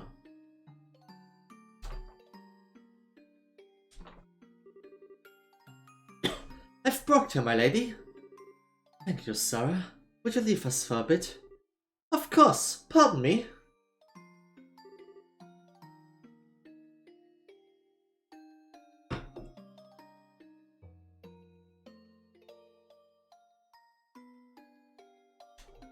Lila, come here. What would you ask of me, Miss Maybell? Our brace of friends showed me this photograph. It's certainly a familiar face, isn't it? Lila, this is you, isn't it? I think I can guess why you're remaining quiet. Concerned about father, aren't you? Now you feel as though you owe father a great debt. But Lila, I don't want that to be a burden on your life. And I know you wouldn't either. Burden? Yes, it's why you haven't said anything about this all this time, isn't it? You feel obligated to remain here, out of debt to what father did. That is, well, father said it often, didn't he? Those trapped by the shackles of the past can never blaze a new trail.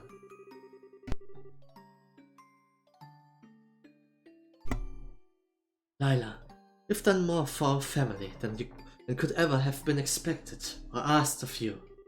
You don't need to keep shackling yourself to the past. Go meet this corner woman. Meet her and reclaim your life. Miss Maybell, I understand what you're trying to say. Fortunately, however, the Rainy you are searching for is no longer with us. Huh? What do you mean? Rainy was killed in the 100 Days War alongside her parents. She rests peacefully somewhere in this land. That is what I've told myself all these years. Because if I didn't, it would be too sad, too lonely, too fear. Oh, Lila, can't believe this. I'm such an idiot. I've been bearing all this within you all this time. I should have... Lila, I don't think you need to lie to yourself anymore, don't you? I'm sorry. Mayor Maybell, Sarah, Minor, the people of the market, but a lot of others around town too. Everyone thinks of you as part of their family, Lila. There's no way you're alone anymore. Still, I think so as well. Yes, I agree. It may simply be my humble opinion, but you are hardly alone here. Huh, indeed. If nothing else, we have the passionate laugh of Olivia Lehnheim. Goddammit, Olivia. Ein Satz weniger, ein Satz weniger.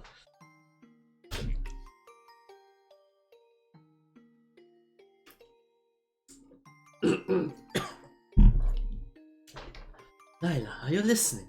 You see what I mean? You're one of the most... No. Before the gun, you're the most precious, important person in my life. Saying you're alone like that.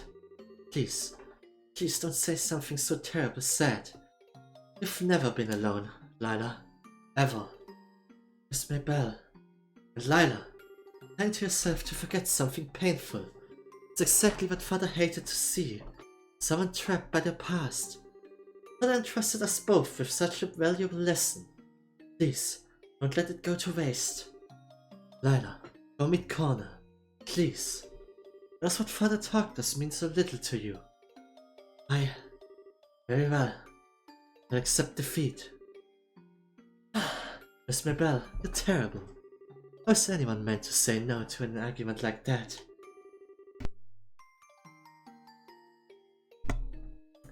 That, my dear Lila, is the secret to driving a hard bargain. Alright, that's that. Oh, good to see that's all settled. Yes, I'm glad. Come on then, let's go meet her. Pardon? Go meet... you coming, Miss Maybell? It should be alright, I think. Her father has passed away, so she must represent him in spirit. Yes, precisely. Come on, Lila, let's be off. Alright, I'll accompany you then. Oh no, you don't. I'm the one accompanying you this time. Come on, get in front of me. Left, right, let's go. Ah, but... It's okay, Lila. After all, you're the star this time. Precisely. See, listen to the smart bracer, lady. Come on, hurry now. I'll be right behind you. Maybell. I see. To think things got so complicated. Rainy. So sorry we didn't come looking for you. I wish we could have found you sooner. No, Auntie, don't apologize. It wasn't anyone's fault, except maybe that of the times. And over the last 10 years, I honestly say, I've been very happy. Miss Maybell, thank you so very much. Oh, I owe you and your father a debt that can never be repaid. No, not at all. If anything, I should be grateful to you and your sister and her husband. Al has been such an important part of my life. I should say Rainy. I'm sorry. No, please. Call her as you have. That is the name she has here, after all. I'm just glad to know she has been safe and happy, no matter her name. Miss Maybell, I beg you, please continue to take care of her. Well, I would certainly love for her to remain with us, but you do not intend to take her home with you. Oh, I planned to at first, of course, but seeing her now, I couldn't be so cruel. Continue living here with the people she loves and all her friends. No one who loves her could take that away from her. Auntie Corner. Oh no, Dumpling. Dumpling, okay. No, Dumpling. Don't make that face. Of course, I do hope you'll visit your uncle and me every once in a while. No, the distance will make it live difficult, but we would both love it. Why would distance be an issue? I didn't mention, but our home is quite far away. Know where the Lehman State is, I take it? The Lehman State? Of course I've heard of it. That's where the guild has its training ground and headquarters. Any bracer worth his salt knows about it. I see, so Lila's not from Liburn. That sort of explains the kinda unique feeling she's always given off. Even by airship it is quite a trip. I do hope you will come and visit someday. Even then, I will still keep in touch. I will too. I promise I'll find time to visit. I'll be counting the days until then. Now, Rainy, we get another good look at you. Really are the image of your mother. I look like mother. That you do. Not just in appearance, but even in the way you move. Speech. You really are so like your mother when she was your age. I'm sure she has been watching over you. Your wonderful new friends and family. It's what she would have wanted. Live happily, my Rainy. For your mother's sake as well. I will, Auntie. Promise I will.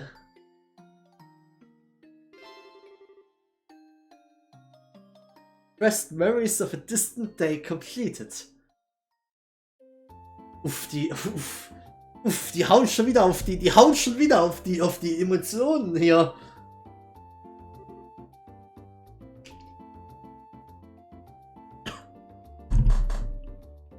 Say, Lila. Yes, Miss Maybell.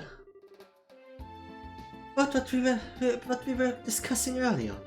Where are you planning on doing it? My trip back to Lehman, you mean? Haven't quite decided yet. Alright, just be sure to let me know when you're going well in advance, okay? Need to adjust my schedule. What do you mean, Miss Maybell? Well, I am going with you after all. I really want to see what your home was like. Besides what? I was thinking it would be really nice to hear some stories from your childhood. I know you've heard all sorts of stories about me from before you came to live here. I need to find some kind of embarrassing chink in that armor of yours, or I won't be able to do anything with you. So you're after my naughtiest secrets. Well, I'm afraid I shall have to disappoint you, Miss Maybell.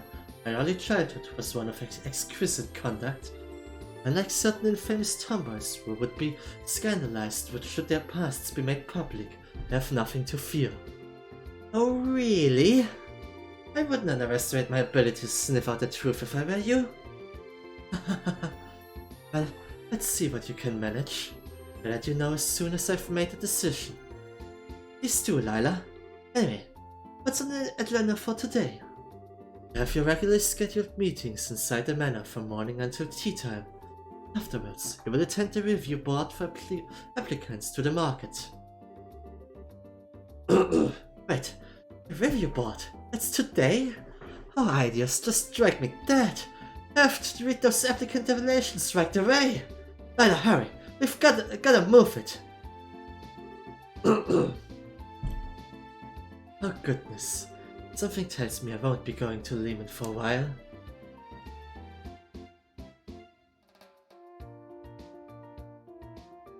Oh!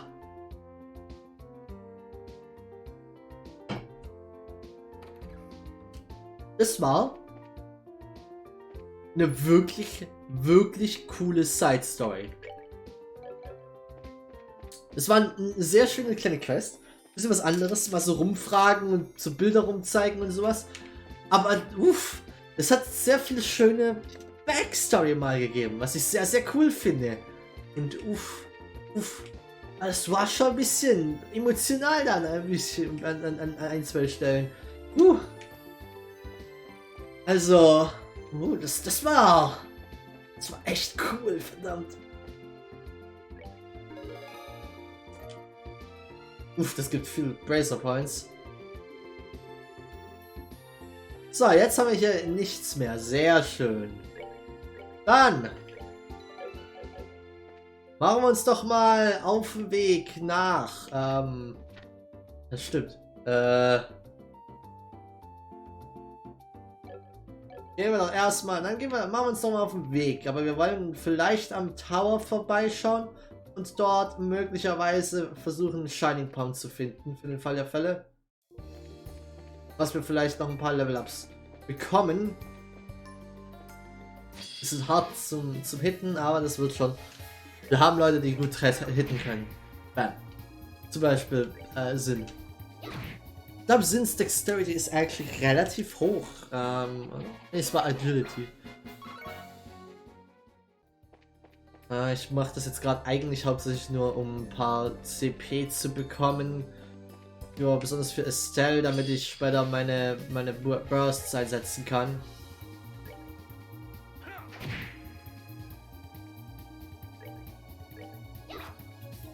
Meine S-Breaks meine ich natürlich. Das ist...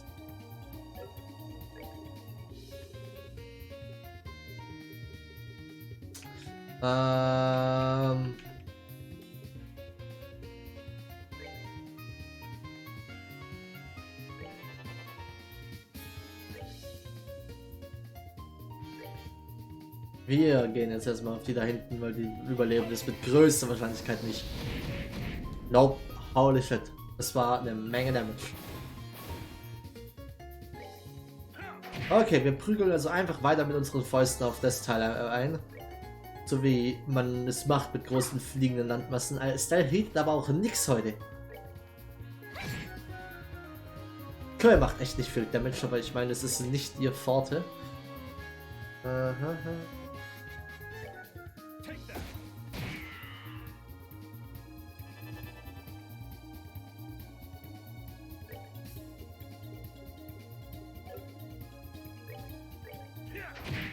Ich habe ja actually keine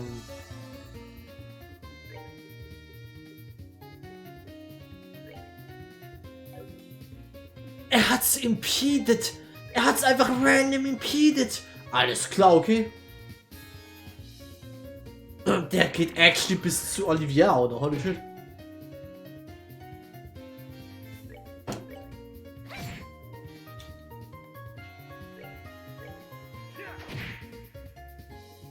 Kriegen wir nicht ganz down geprügelt, oder? Oh doch, Olivia macht's. Das gibt gute Erfahrungspunkte für Olivia diesmal sogar. Hat das gerade ein Orb mit, das wir bekommen haben? Ich glaube schon, aber ich habe es weggegeben. Ist eine Weile versteckt. Softening Ball. Pro tip, you can hide the body in an empty chest. I won't tell anyone what you did. I see some problems with that, mister. Oh, nice.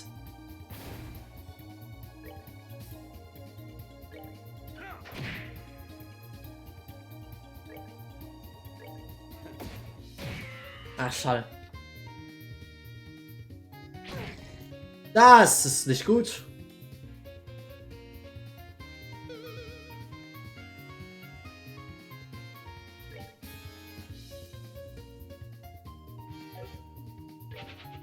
Ich will nicht riskieren, dass er sie killt. Wenn dann würde sie alle CP verlieren. Ich will besonders auf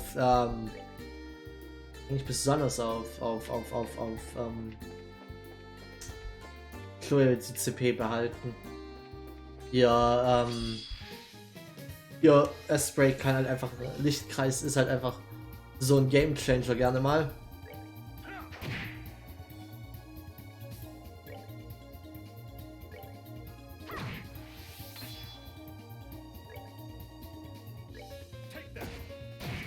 So.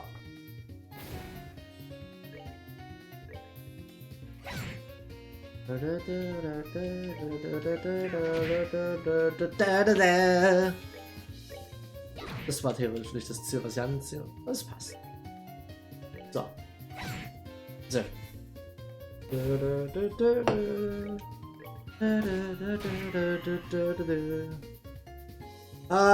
Wie gesagt, wir gehen jetzt erstmal zum Tower.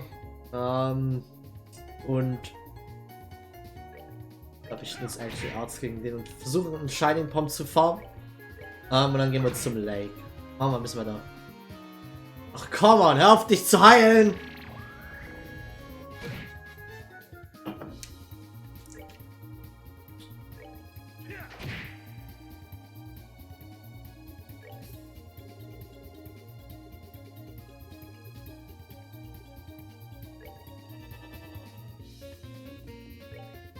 Komm, wir geben dem jetzt all mit unseren beiden.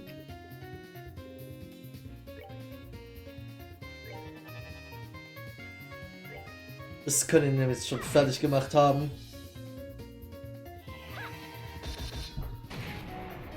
Ja, das killt ihn nämlich. Bisschen Overkill sogar, aber viel hilft viel.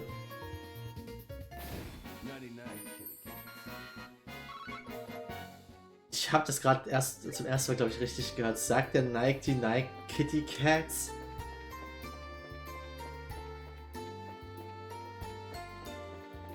Okay. Man muss sagen, Olivia ist manchmal schon so eine Klasse für sich.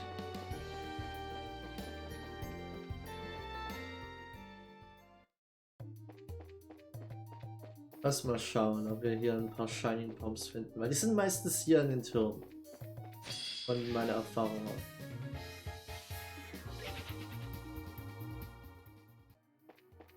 Wir müssen actually nicht mal wirklich fighten, wir können einfach nur in die Fights reinrennen und schauen, ob sie da sind.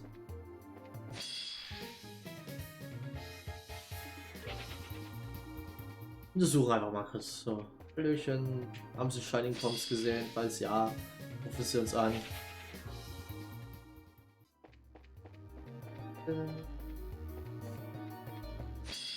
Und der Tower war ja ein bisschen unübersichtlich, könnte man sagen.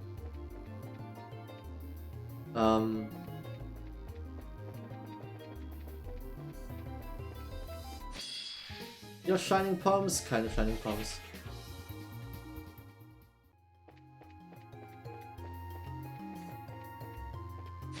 Das ist nicht gut. Ich weiß nicht, wie wir hier den Preemptive Attack bekommen haben. Die sind in uns reingelaufen. Shining Pomps! Shining Pomps. Du! Nein! Ha! Kein Glück.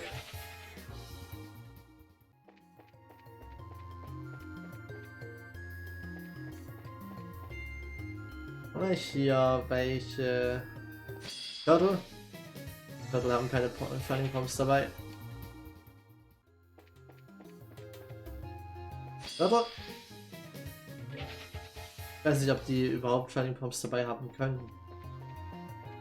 Aber warte mal kurz, bekommen wir gar nicht hoch. Das ist nicht mal der richtige Weg.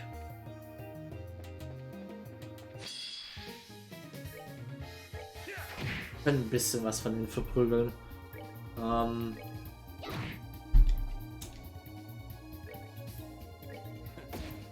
Vielleicht erhöht es die Chance auf Shining Pomps. Ich zweifle es an, aber mit dem Crit macht actually ein bisschen schade.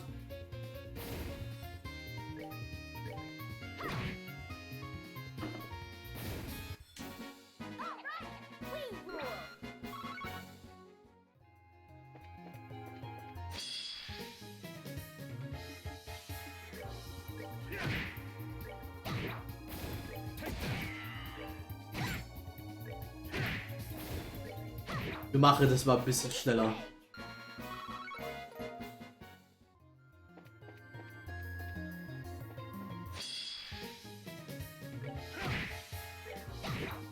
Ja. Warten ist schon manchmal hilfreich.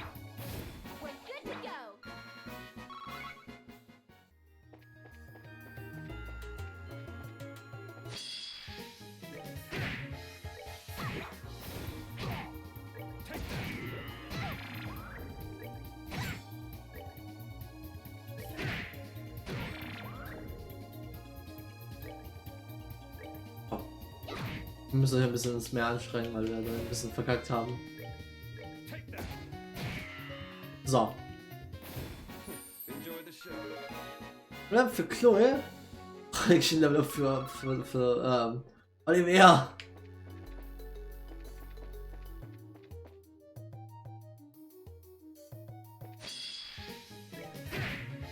So, jetzt können wir das nämlich so machen.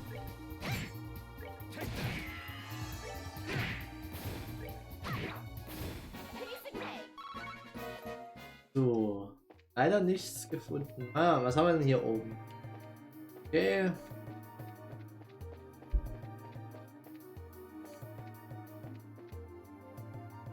Ja, weiter hoch. Ich glaube, das war jetzt ein eines Detail, wo wir nicht. Kröte. Shining Pomps!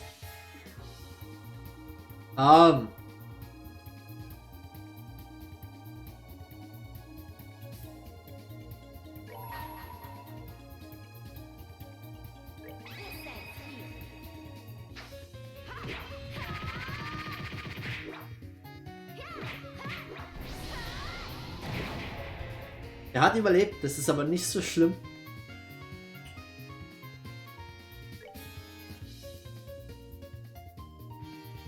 Wir warten, bis wir zum Crit kommen und machen da dann einen Crit draus. Okay, wir machen da keinen damit.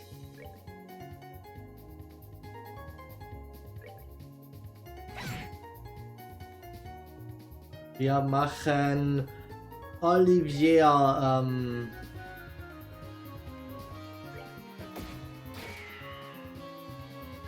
Oliviers, weil das ein AOE ist. Genau, und wir können dann Action nämlich wir hätten den anderen vielleicht anzählen können, dann hätten wir nämlich Action vielleicht sogar den anderen noch getroffen. Ich weiß es aber nicht. Versuchen wir es aber einfach mal.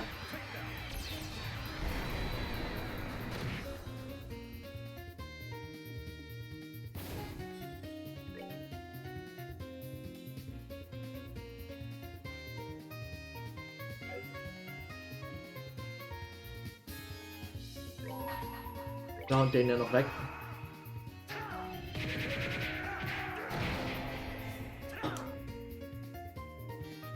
Haben wir einen zweiten Shining Pom, sehr schön. Ich habe glaube ich kein Deathblow Ding dabei, nee. Oh, Shadow Spear hat theoretisch 20%ige Deathblow Rate.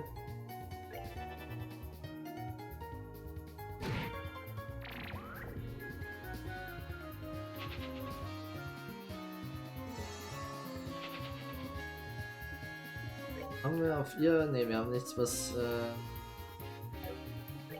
was kann ich gegen das Viech tun? Das ist gegen Feuer leicht anfällig. Leicht allergisch, bis manche Leute ausdrücken. Wir haben keine Feuerzauber auf dem. Sparkling, Mighty. Mal schauen. Vielleicht kriege ich den Deathblow. Oh.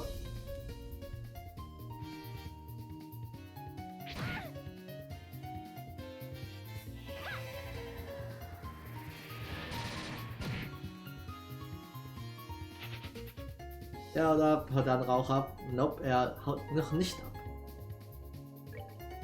Suchen wir nochmal einen Deathblow. Haben wir. Nicht auf jeden Fall. Dann wirst du den hier hitten. Der kriegt echt wenig. Haben wir auf. sowas. Wir müssen einfach, vielleicht kriegen wir noch den Death Blow drauf. Ich weiß nicht mal, ob die actually anfällig auf Death Blows sind. Schade.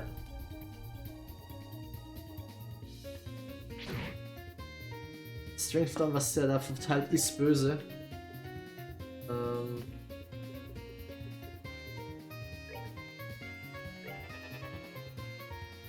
Komm schon, Death Blow! Gib uns die extra EP! Scheiße, nichts. Ist er noch da? Der haut jetzt gleich wahrscheinlich ab, oder? Nee, er ist noch da! Okay. Ein bisschen Magie könnten wir den actually killen.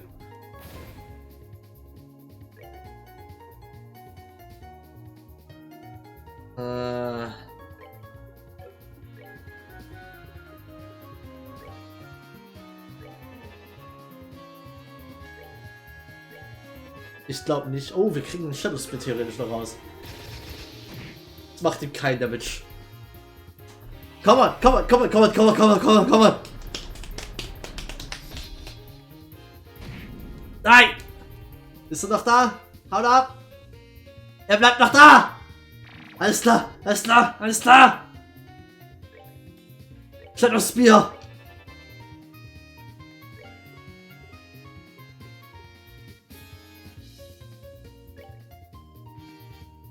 Er ist durch solche Magie nicht antastbar.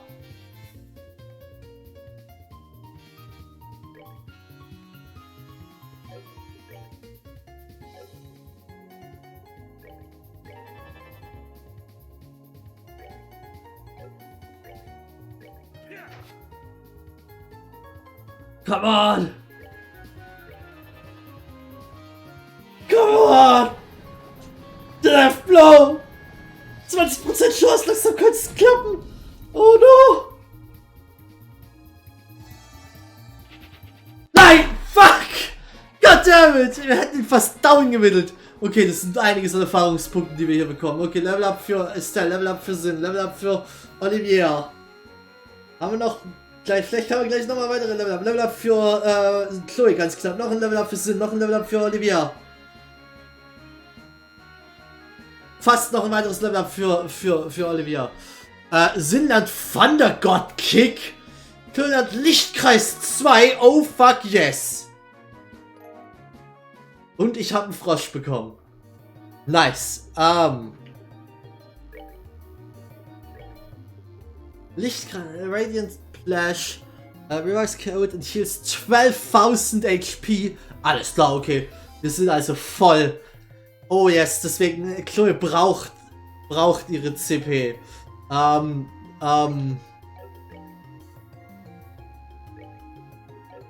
Ich brauche einen Fight. Ich will wissen, was dieser Thunder God kicken kann.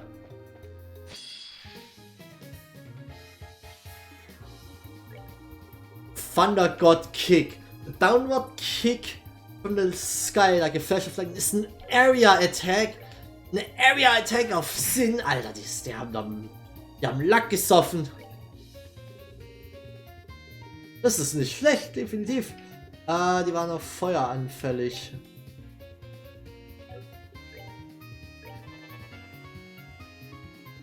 Sie hat kein Feuer, deswegen machen wir auf ihr. Ich öffne. Ja. Ariel. Und du hast Feuer AOEs. Du kannst also mit einem Firebolt X die wegmachen. So.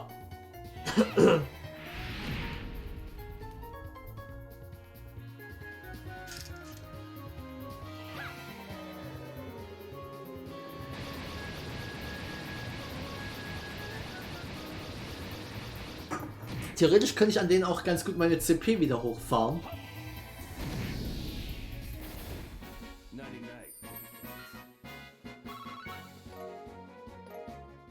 Damit haben wir aber eigentlich uns schon ziemlich an das Level gebracht, das wir wollten, ne? Komm ich hierher? Ich denke schon. Da bei der Hoch geht's nicht, deswegen können wir eigentlich wieder gehen. Also nice. Das war actually wirklich hilfreich für, wird sehr hilfreich. dann später einfach Level-Ups. Ich meine, Olivia ist fast vor seinem noch einem weiteren Level-Up. Hier geht's nach oben. Und damit ist er dann auch Level 64. Ist immer noch ein bisschen hinterher, aber es ist schon mal ein paar Level-Ups näher dran.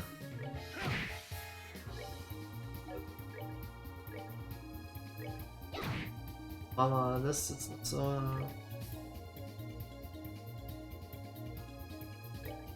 Die 5 stehen jetzt erstmal. Chloe nutzt ihren Crit, um den ja einen massiven Damage zu machen. Leider nicht gefinisht.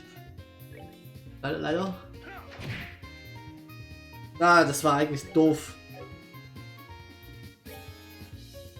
Ich hätte eigentlich mit Sinn in einen einfach nur finishen sollen. Dann hätten wir jetzt nämlich noch eine Attacke abbekommen anstelle von 2.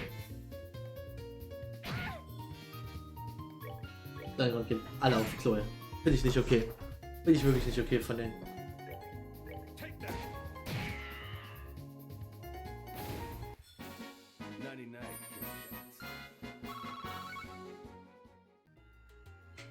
Wo geht's hier raus nochmal? Kann man hierher?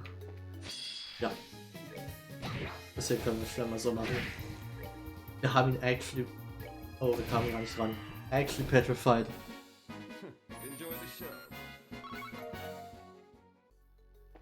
So.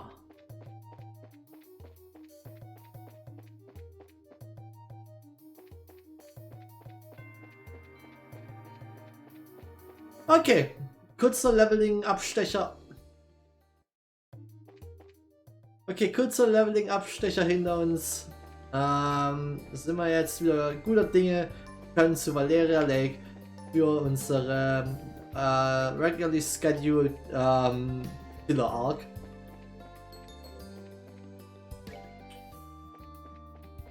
Hier lang.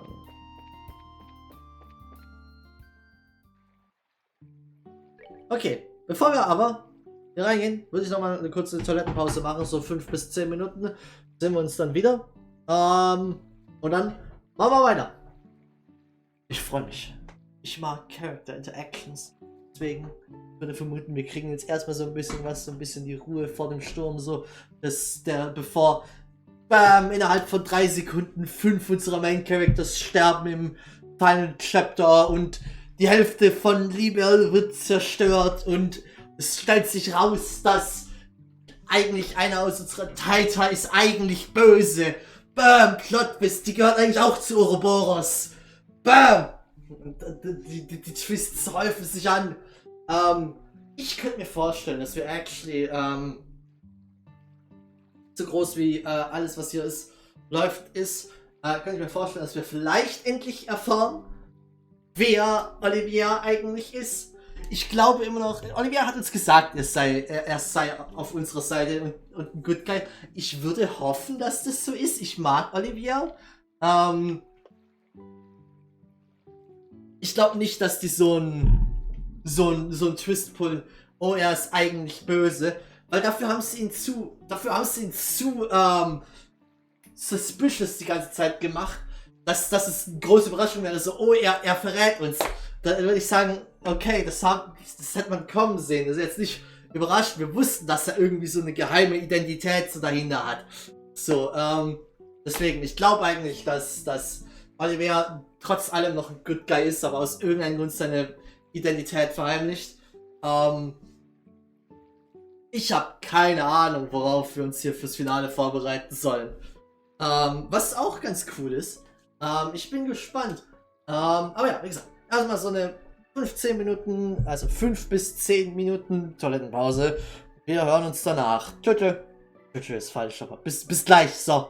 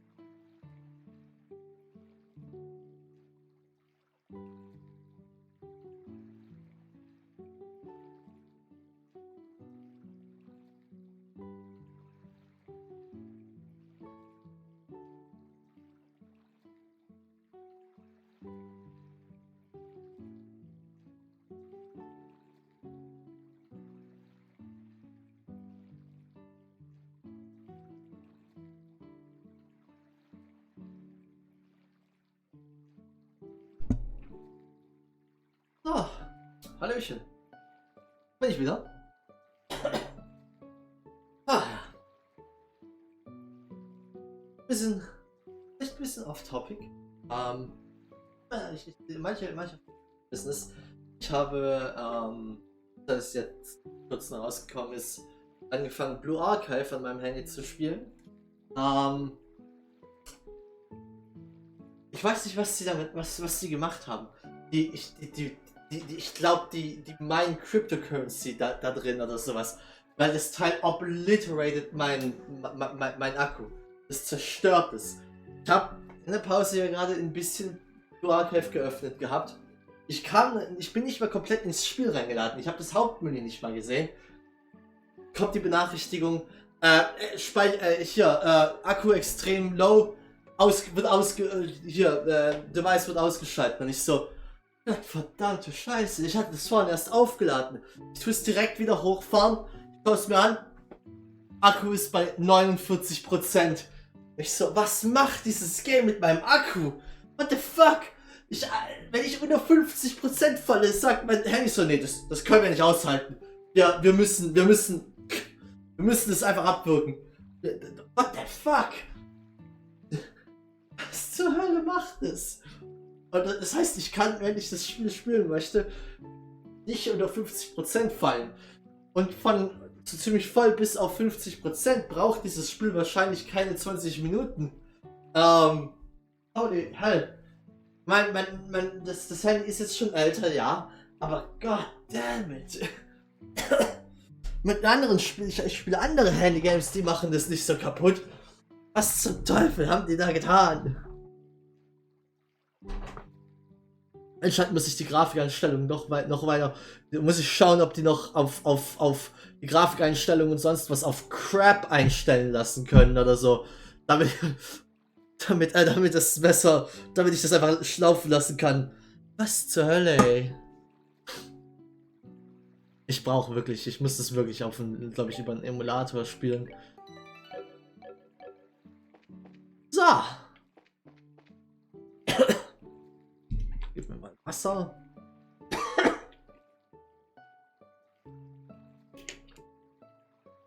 Ich will jetzt gerade erstmal nebenher mein Handy wieder aufladen. Das muss ich erholen.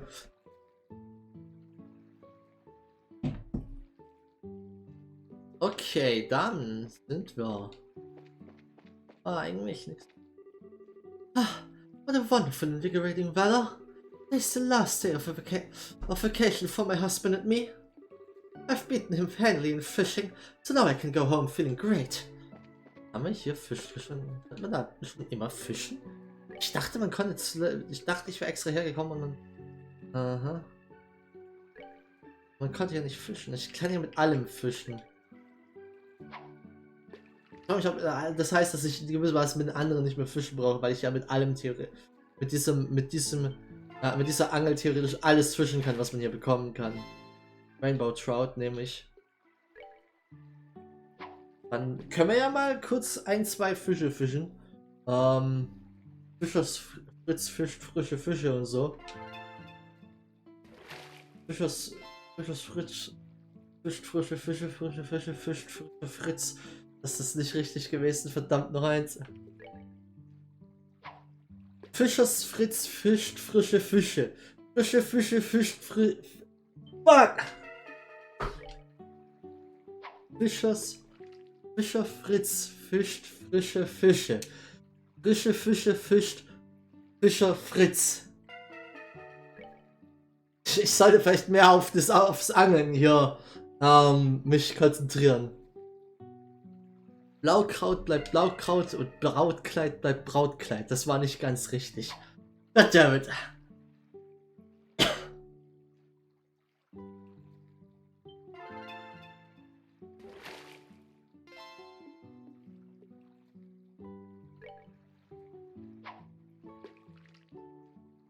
Was gibt's noch für Zungenbrecher? Hat der Chat irgendwelche Vorschläge? What the fuck, Mirage Ring. Okay. Nur unser letztes Stück Schrimplett. Muss jetzt aber aufpassen.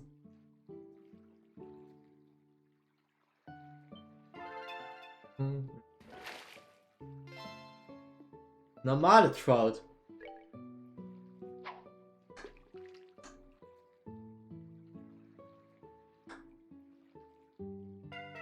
Okay, hier gibt's nichts. Ja, Manny! Komm schon, wir hauen mal ein Yameni hier rein und schauen, was wir da rausbekommen. Ob wir da auch Manny-Fisches damit angeln.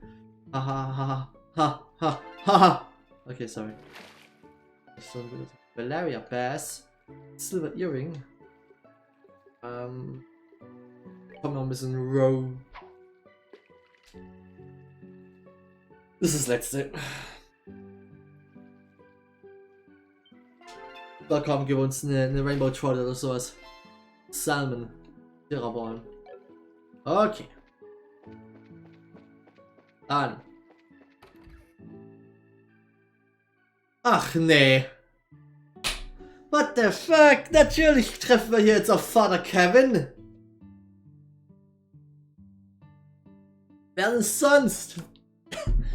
And here's the rest of them. Huh?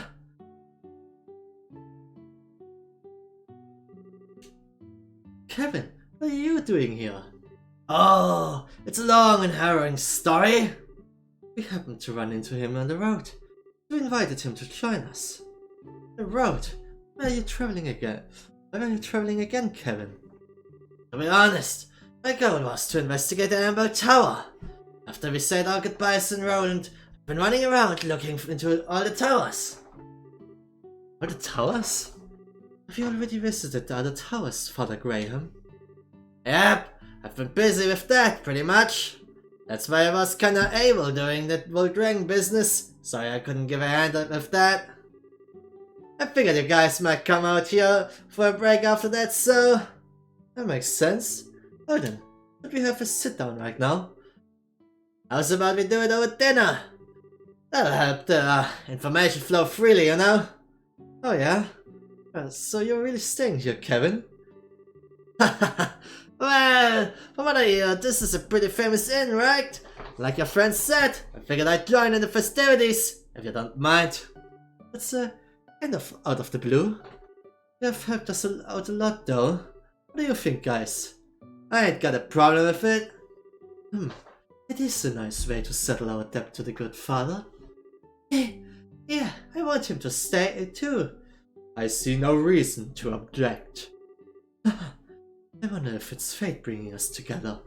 Well, if he's here, let's have some fun! Thank ya! Ain't much in the way of thanks, but if you've still got stuff that needs doing, I'd be happy to tag along. Abuse me as much as you need. Wir haben eigentlich alles getan. It's party time, oder? Pizza time.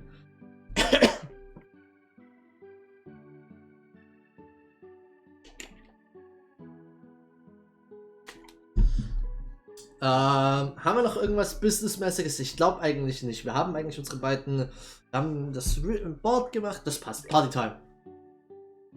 Well, it's over, but I think we're about ready to drop off our things and relax. Ah, really? Darn it all. And here I was thinking I could give up my body to Estelle's cause. Warum ist Vater Kevin so ein Womanizer? Und zumindest wirkt das immer so ein bisschen, als würde er so ein bisschen an Estelle ran wollen aus irgendeinem Grund.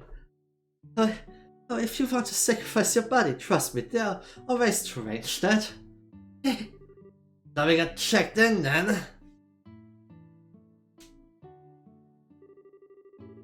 Thank you very much for choosing to stay at the Kingfisher Inn. Allow me to show you to your rooms. Yes, please do. This is the room we have set aside for the ladies. Oh, stimmt, Kevin ist actually jemand, der ganz gut die Magic Shoes noch benutzen kann. Wow, this is lovely. It's peaceful too. This is the room we used the last time we stayed here, right? We ended up having to sneak into the bandit base and didn't really get to enjoy it much. Yes. Hope you can spend a bit more time in it this time. I did at least get to spend one night in a comfortable bed that time. If I remember it, Shiva dragged you under the table and laid you out like a sack of garbage. This time I'll be able to drink to my heart's content.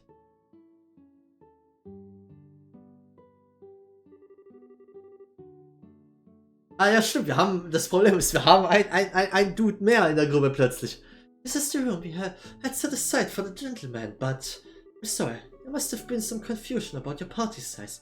I used the room next door for the men as well. Right. I kind of jumped on this train at the last second. You guys pick rooms and I'll roll with it. How about it? You have no preferences? I don't care much either way. Huh. Well then, I shall share a room with a gate. Wait a second. What's with the sudden desire to bunk with me? Ha ha ha ha! Is it not obvious, a gate? A raven with clipped wings, mended by a tender-hearted young girl. I would be a failure of a bard if I did not hear every detail of that encounter. And also... Gate. Gate, try not to murder him, okay? Although, I'm sort of curious as to how that went down myself. But we just talked this all. That doesn't make us any less interested in hearing about it. Maybe more so, in fact. Perhaps we should hear the whole story before calling it a night, Come now, you two. Don't tease Tida so much. I feel bad for her. Regardless, I would ask Sin and Kevin to share the other room. I have no problem with that. Hey, I'm not one to stand in the way of a good time, so sure. Allow me to show you to your room.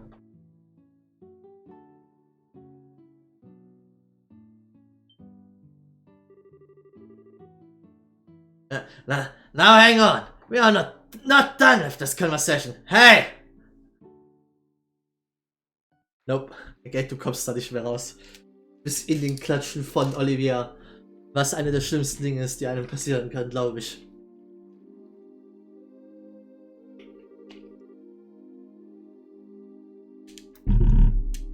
Yo! Not like things got kinda crazy. There really was an ancient dragon nesting in Liba that warned about the aureole before flying off, huh? Yeah. Makes my head spin just thinking about everything that happened. And I really don't get this why Ragnar didn't tell us anything about the aureole either. Actually, there's a line in the Testaments this reminds me of. And the goddess, having bequeathed her treasure, sent forth the holy beast to observe the path the children of man would take. The holy beast. It certainly does seem like Ragnar. The more pertinent point, I feel, is the command to observe. They may simply watch over us, and we are commanded to not interfere. Lot of help that is. Well, one way or another, I sure think this makes it look like the aureole exists. Like we can even start to piece things together thanks to what I found in my poking around. Right, you're investigating the towers. Did you find anything out? A little bit, yeah. Think you guys are familiar with those weird machines at the top of each tower, right? You know they are currently glowing. Yeah, I remember seeing that one was all lit up. I don't quite get what that has to do with the aureole though. Well, Captain Schwartz mentioned something to me. Something weird happened in that room where you fought Alan Richard just before that mechanical monster showed up, right? But yeah, I remember right, after the gospel was used, all the lights in the ruins went out. Then there was this voice out of nowhere giving a warning and the pillars all sunk into the floor. Right, the warning was about the first barrier being no longer operative and the device towers being enabled, as I recall. Yeah, that's what I've heard. So, on a hunch, I double-checked the timing with some witnesses. Those four towers started lighting up and stuff at the same time the gospel was used. You're kidding? So the device towers the warning mentioned are... The 4 towers of Liber and the machine at their peaks. I don't get any other explanation at least. So, to sum up then. The ruins beneath Gransel Castle are what produces this first barrier. However, when Colonel Richard used the gospel, this barrier was eliminated. And in its place, the device towers were activated, presumably to produce a second barrier of some sort. Second barrier? Why would you... If you're gonna protect something, you always want to make sure you have a backup. Doesn't answer the question of what kind of barrier it is, or what the hell it is a barrier for though. About that, I'm starting to think it's something to hide the location of the Aureole. That's right, the Aureole wasn't in the castle ruins.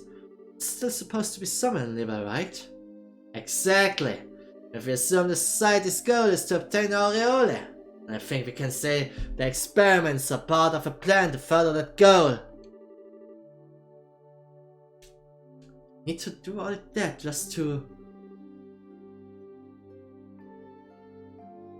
The experiments, the gospel, and the Aureole. Huh. It seems they are more tightly interwoven than we first believed. And the one sitting at the loom would be this man called the Professor. Yeah, it's all him. The same guy who put the gospel on Ragnar's head and made him attack Bose. And the one who... Estelle. Ah, what's up, Estelle? You got awfully quiet all of a sudden. Yeah, about this Professor. I think he's the one who made Joshua leave in the first place. Huh? Wait a moment. I mean, he's the one who orchestrated the events that brought Joshua into your home, and then made him leave the way he did. I think so. I bet he's the one who manipulated Colonel Richard and Kurt's memories. You're kidding! I do not have an explanation for Kurt's memories, it is true. Why do you think this? Well, you see, Estelle explained that she can't remember the identity of one man she met the day Joshua disappeared.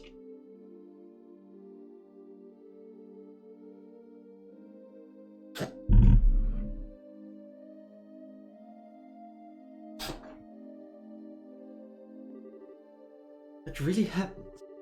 Is this another thing you've been trying to shoot out by yourself or something? Not exactly, but... Sorry, I guess it's kind of late to bring it up now.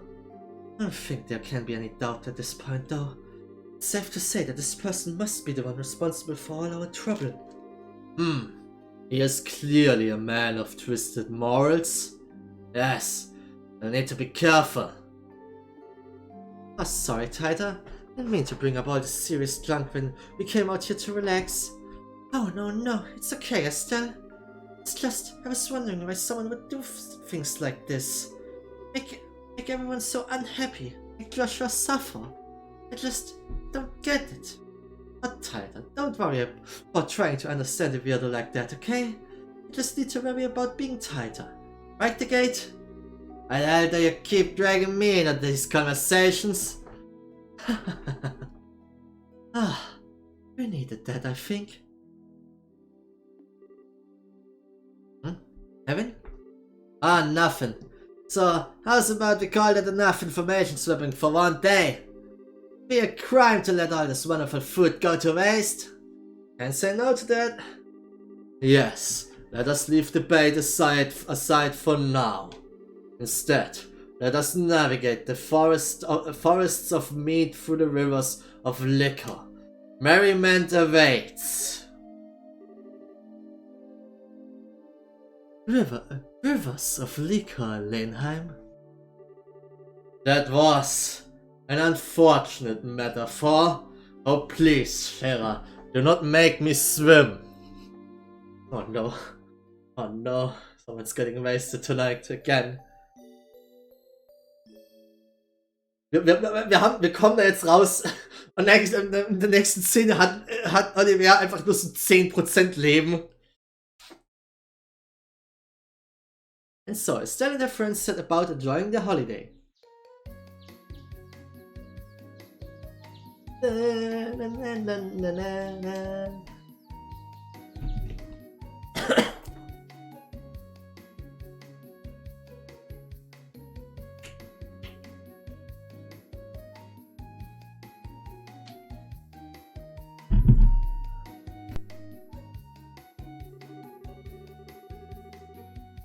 Setting aside their cares for a while, they slumbered peacefully and awoke as they wished come the dawn.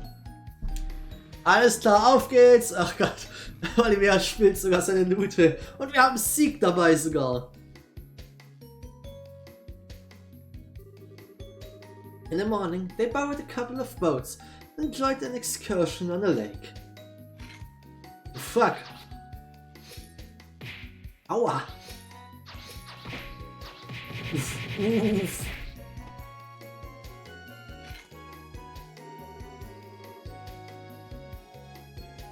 Noon saw a pleasant lunch with no small bit of horseplay.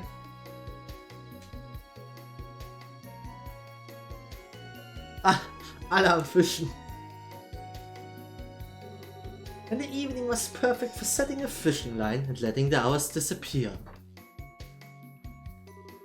Time passed quickly by the idyllic shores of the lake. That was so much fun. It was. Feels like we've been refreshed, body and soul. Yes, it's been a while since I've had this much fun without drinking.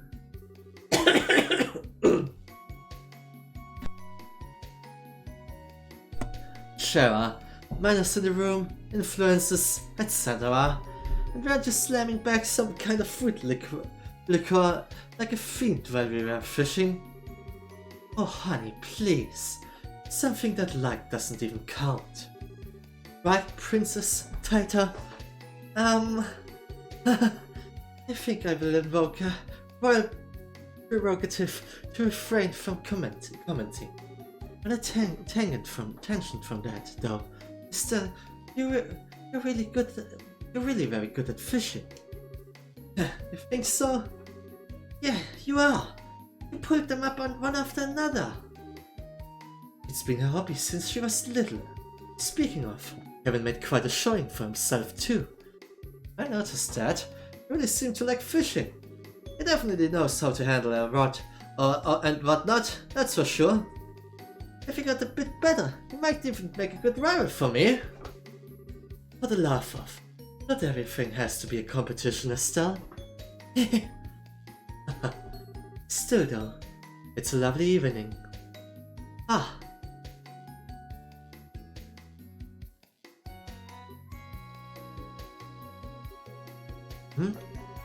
Estelle, what is it? Nothing. I think I need to go enjoy that lovely evening for a bit. I'll be back for dinner. I understand. Don't be gone too late. I'll eat your portion too. Yeah, I know. See you guys later.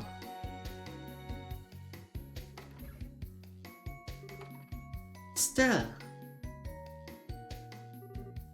Shara, don't worry, Taita. I'd like you to leave her alone for a little while, if that's okay. This is about Joshua, isn't it? A good guess.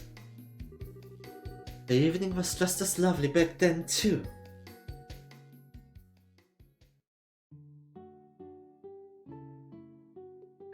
Ah. Bist du wieder da? I'm certain the sun's reflection on the Valeria Lake must be quite breathtaking. I think I may go view it myself from the terrace.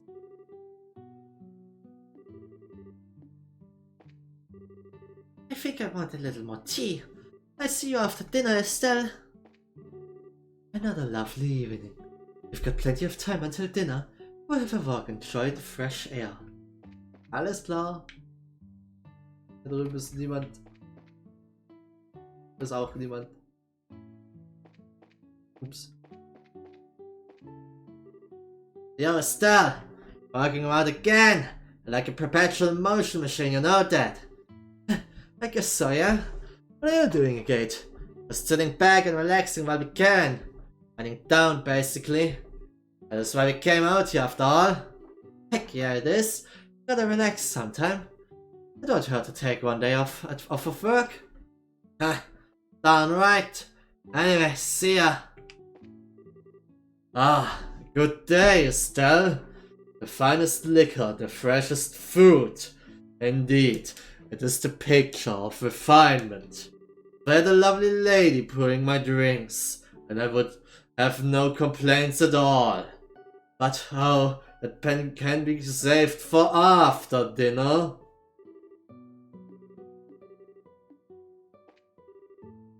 Going fishing again. Well, don't get so absurd that you forget about Well, don't get so absorbed that you forget about dinner. Oh, hey, Estelle. Are you feeling tired out? Not really. She was still relaxing in her room. Just wanted to get outside for a bit. Alright, I'll try and get back before dark. Okay.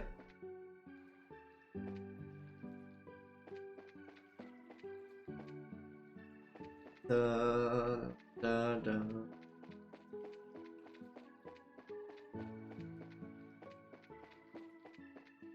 bist bestimmt zu dem Seitenbereich.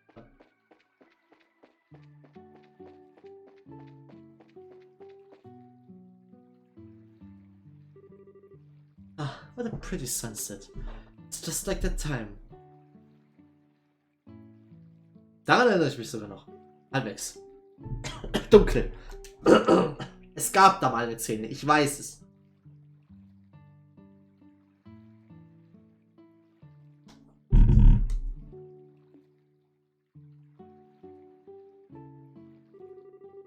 The sky, the sunset, the water. It's all just like before. Everyone's having fun, but it's not really the same at all, is it? I'm hopeless, aren't I? I'd made up my mind to chase after him at my own pace, but and Joshua must be laughing at me. That's right. I did play it once during the dream. And if I can't do it again?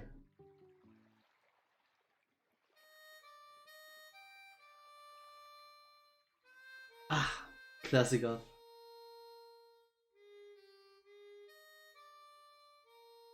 Wir hören das, holy shit, wie laut ist diese Harmonika?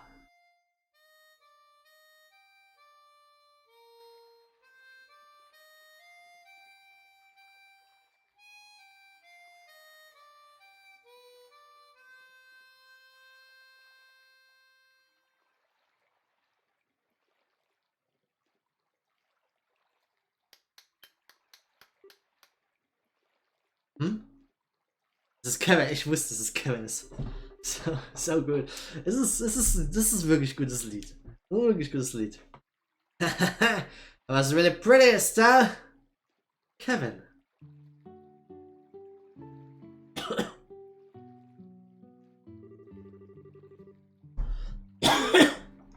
I came by because I was curious who was spelling out the melodies. And admit, I didn't think it would be you. I guess you do have hobbies other than sneakers and fishing, huh? Monica Pling's kind of out of character for me, huh? No, not hardly. It suits you. I'll be honest, I think you're better at fishing, but... you can just come out and tell me I'm bad. Even I don't think I'm really good at this. Made a couple of technical mistakes, sure. What matters in music is the heart. That little performance of yours carried your heart. Trust me. Oh, thanks. Mind if I get a little closer? Oh, sure, go ahead.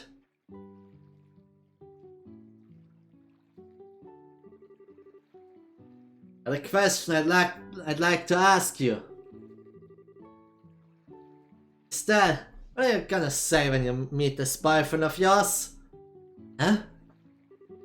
From what I've gathered, he left under what we might call circumstances. Heavy ones. If you finally catch up to him, have you thought about what you're going to say to him after all this? I convinced myself I was going to drag him back even if I had to pull him by the hair. But I think I can't really do something that forceful or crazy. To be completely honest, I don't know if what I have to say will even reach Joshua. And even knowing all that, I still set on finding him. Yeah, I thought a lot about Joshua's situation and my own failings. No matter how hard I try, though, the words to deal with it all don't come to me when I just sit around. So, I just let the words come when I finally meet him. Ah! After all, my feelings aren't mine alone, right? There's something that grew between Joshua and I when we were together.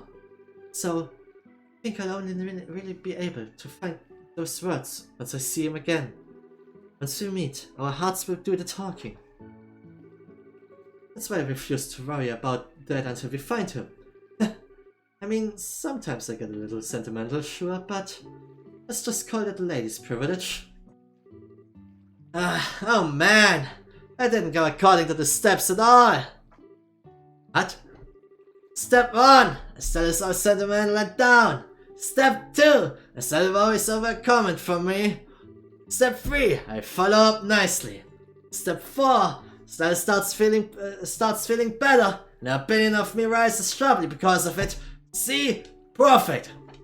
That was the brilliant plan I was aiming for, but somehow you skipped steps 2 and 3, and thus 4, I think. Sorry. You're still a good priest, Karen. I do pay attention to people with worries like me. Well, it's true that that's part of a priest's job. Gotta admit I was paying attention to you for reasons that are more personal, Estelle. Huh? What are you... Oh, that thought? What? No, I'm... What is it? Not sure. Looks like a bout's approaching. I think someone's inside it. What? Okay.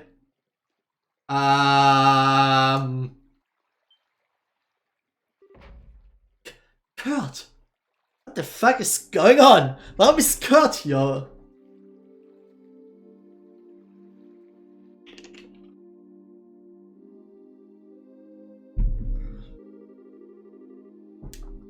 Patched him up as best as I can, but his wounds are pretty serious. I have to stay bedbound for a while. Kurt. Never thought I'd see the day where Kurt gets thrashed like this. The hell happened? Bud and his team were really close to finding the society space from what Lugran told us. Miss Annalise and Kana and Grant should have been Oh no. This is bad. I called Lugran on the inn's phone. He's contacting the other branches in the Royal Army now. But things gone wrong. Annalise and the others will... We know. Don't panic. We need to get out there and do what we can. Problem is, where the hell did Kurt's boat float in from? It is curious. Malaria Lake has no islands or reefs, correct? That's right. It's tremendously deep, so it must have floated in from another shore.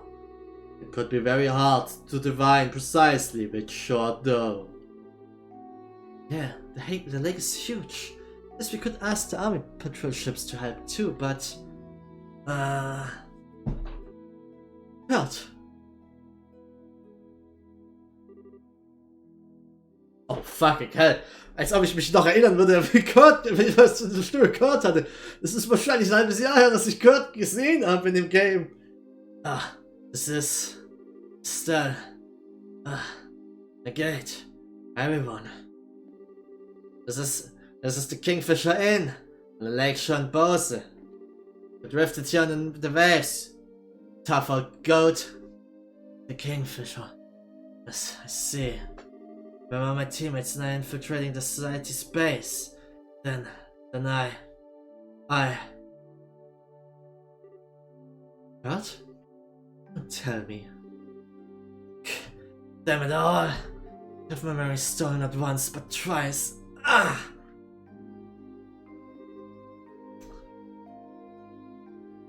knew it. The society has intruded upon your mind once again. Sin, please, use your key on me, as you did last time. Otherwise everyone else will... Last time was a desperate improvisation. You won't be able to restore memories locked away by hypnosis. Besides, with your injuries, no, cannot risk it. But in that case, let me try something. Huh? You are Kevin Graham, Griles rid of the church. Think Annalise might have told you about me. Ah, yes. Hang on a sec. Kevin, you cannot do hypnosis? Well, don't know what I could do about any nasty stuff that's warmed its way into the subconscious, but I think I can manage a little something if it's just some kind of block on his short-term memory. Doesn't seem like it's been that long since he was hit, so... Oh, neat. Is this an example of thaumaturgy, the secret arts of the church? You might call it that. This might feel like your head's getting kicked by a mule, repeatedly. I'm guessing you don't care much though. Not at all. Please, do what you can. Alright. In the name of she who dwells above, do I hold this consecrated septium? Oh, so pretty. It's a reflection of the conscious will, like luminance of time's flow. By your opposing natures, I divest this mortal man of the ties which bind his mind. Jetzt explodiert einfach sein Kopf. Kurt, you okay? Yes, I think so. So much is returning. Still a mist is clearing from my mind. Just let the fog clear and remain calm and relaxed. Whatever you do, don't try to look into the darkness that lies beyond. Yes, I understand. I see what you meant when you warned me this would be unpleasant. That is my ego, isn't it? You can tell! I'm surprised! I am proficient in meditation, remember? I'm fine. I think I remember enough now. Really? Great! An impressive technique. Ha! You really are more than just a skirt-chasing priest. Well done, Kevin. Come on, don't inflate my ego too much. Yeah, I mean a little, sure, but not too much. Anyhow, Kurt, what do you remember exactly? Yes, well, the society has a base on the northwest shore of the lake. They've built some kind of research facility in secret. A research facility? When did they? How did they? The northwestern parts of the lakeshore are sparsely populated at best. And so, not airships do patrol over the area. The facility is cleverly hidden. They project a dummy image into the sky to prevent aerial scouting. What? Well, that is an impressive feat. It's theoretically possible, but how would you? And if you approach by land, a deep fog springs up around you as you draw near. Das sind alles die Dinge, die sie benutzt haben in den Experimenten. Hier,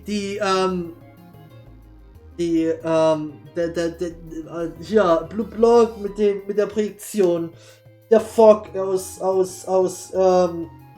Roland. Was hatten wir noch theoretisch? Wir hatten in Bose hatten wir den Drachen kontrollieren. In Zeiss hatten wir die Erdbeben und in Grunzel hatten wir eigentlich nicht so ein großes Experiment, sondern bloß die Drohbriefe eigentlich. Fog. It's just like Roland. Broke through the fog and entered the facility. But then, we were ambushed by a team of people calling themselves enforcers. I was completely off guard and crushed us almost immediately. Lost consciousness not long after reaching the boat. Damn! Cowardice. Banning granted Kana and Annalise like that. Oh, don't worry about it, okay? Going to save Annalise and all the rest. Still. Hey! Alright, Kurt. I told us everything we need to know to go kick some fools around. Yes, on top of that, I suspect we'll have some help from the Royal Army. Leave the rest to us. Thank you. Forgive me. I leave it in your hands. Kurt! Don't worry, he's just unconscious. Anyway, so it's like we don't have time to stand around. Right. We need to get going before the army does. Estelle, I'm sure I don't need to tell you this, but... Yeah, I know. This is going to be the most dangerous thing we've ever done. By a lot. But you know what? I was prepared to settle things with the society, one way or another. It just happened sooner than I thought. Estelle. Well, I think that was the shortest vacation in history. Nah, we got plenty of rest. Now it's time to gear up for the real fight. There's a problem. A small army of us going together would stand out too much. It'd be best to send a smaller group, I think. Yeah, good idea. Hey, everyone, you mind if I pick a team like I did back in the ruins? Oh fuck, das ist unser final dungeon dann, vermutlich. As it did beneath Gransel. I think that's for the best. I'd be happy to come along. Yeah, sure, I don't mind. Won't hold any grudges if you don't pick me, but I do want to bust some heads.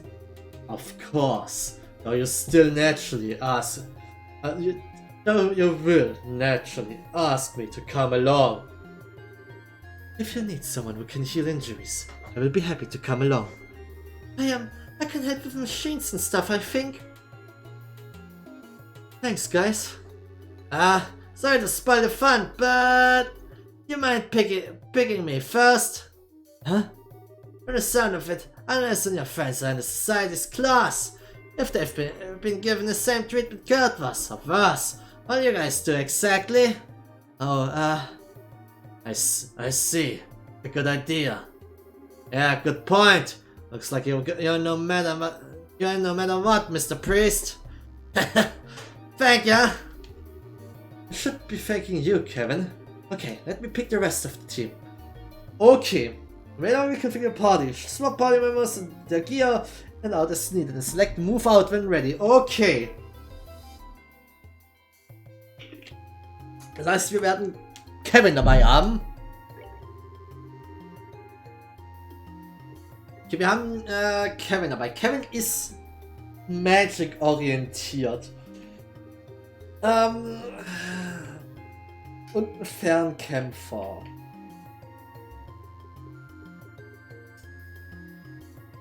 Eigentlich würde Chloe definitiv Sinn machen als unsere Healerin. Wir haben dann, wir können dann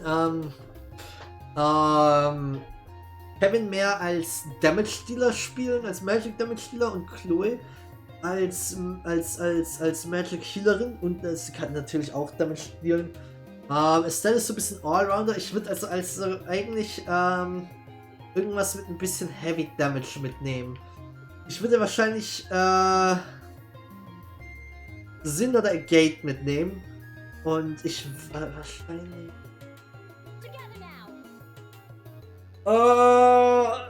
Sin war damals super hilfreich. Ich habe einer für den coolen Splash Damage und Body. Ja, ich weiß, der Splash Damage ist wirklich cool, aber wir haben theoretisch schon Kevin mit Fernkampf, deswegen würde ich gerne jemanden haben, der wirklich einfach, weil wir können, wenn ich noch Tighter mitnehmen würde, das heißt, dass Estelle als einzige vorne stehen würde und tanken müsste und das ist ein bisschen schwierig.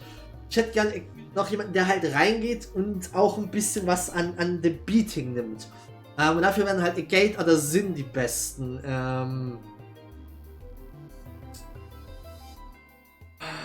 Gate ist halt mehr physisch ausgerichtet. Ich kann den Sin ein bisschen umbilden, dass er theoretisch auch ein bisschen mehr Damage macht, weil er derzeit relativ wenig macht durch das Defense 4. Aber ich würde eigentlich Gate gerne mitnehmen.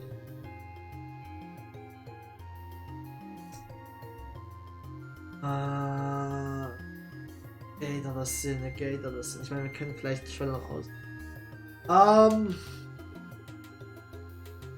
Ich muss sagen, von den Skills her würde ich wahrscheinlich eher Sin mitnehmen. Aber wir haben mehr Bonding gehabt mit Agate dieses Game. Agate ist schon ein ziemlich cooler Dude. Deswegen, ich nehme Agate mit. So.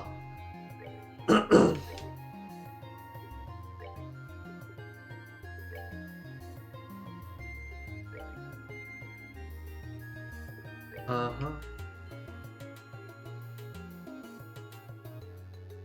So. Du kriegst das Long Barrel und ein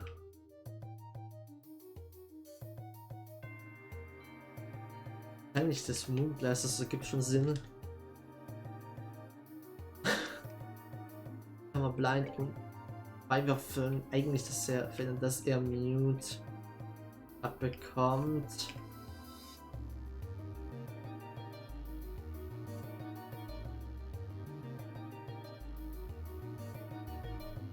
Nichts, was Mute prevented. Come on.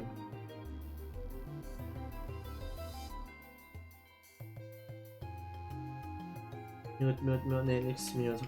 Okay.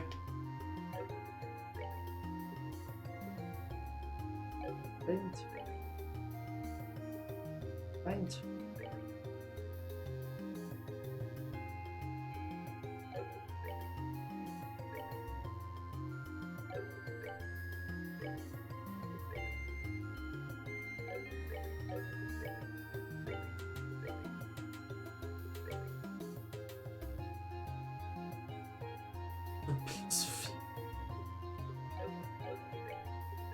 Kevin, was hast du für Orben? Das ist immer alles so ein Quarz drin, okay.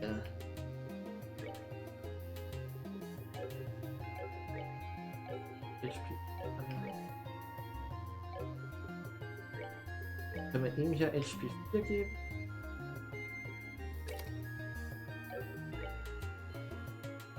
Eins, 3.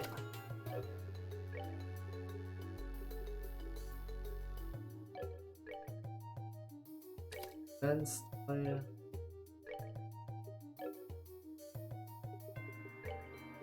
Ja.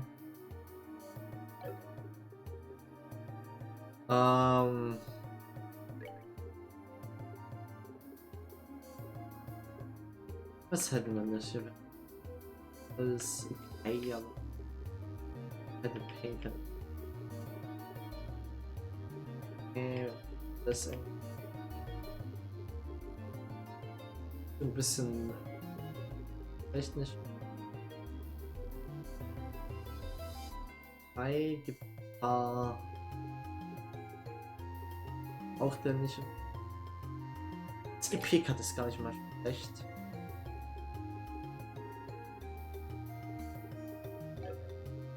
Als letztes noch irgendwas, was vielleicht noch. Ich könnte ihm den Cast einfach geben, das würde ihm nicht wirklich viel an. Wenn ich ihm das gebe, sieht er zumindest noch.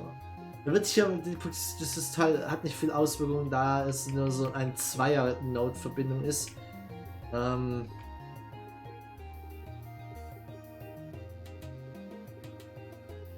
Aber deswegen müssen wir uns überlegen, was am besten ist. Cast wäre natürlich definitiv einfach eine Sache, die man machen könnte für schnellere Cast-Time, was eigentlich nützlich ist für ihn als Magic Damage Dealer. Aber er hat Action schon 3. Action 3. Weil ich nicht weiß, das kann. Ich glaube, ich möchte eigentlich lieber noch ein Element auf ihn drauf bekommen. Wir könnten Evade 4 einfach draufpacken, damit er Windmagie kann. Wir könnten. Attack ist halt doof aufzupacken, wenn wir schon Defense drauf haben. Poison, Mute, deine extra. Weil wir schon davon. Wir bräuchten also Feuer oder Wind. Ich glaube, da ist Wind was mehr Sinn macht. So.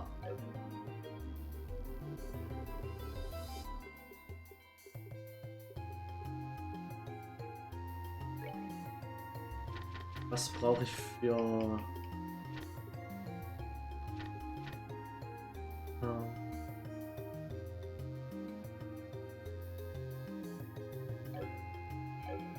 Upsala. Wenn ich das mal. Ja. Lass mich das mal kurz anklicken. Soll ich nicht.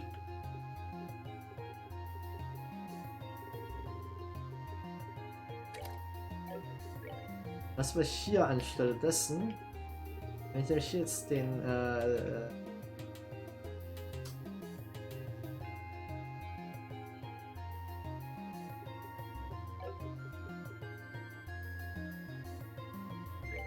okay, lass mich das hier kurz, nehmen das hier raus, hier ist ein EP3 drin, merkt man es das ja. Dann tun wir an dieser Stelle Evade 4 reinpacken. Dann können wir ja hin EK drin lassen. Was ist, wenn wir den Hit reinpacken? Los. EP 3. So, und dann machen wir nämlich hier in den EP-Cut rein. Bringt uns wahrscheinlich nichts Neues hinzu, aber passt so. Na ja, dann haben wir nämlich ein bisschen mehr, haben wir nämlich auch ein paar die AOEs hier. Er hat sogar ein paar von den Time Zaubern, was nicht schlecht ist. Okay, move out.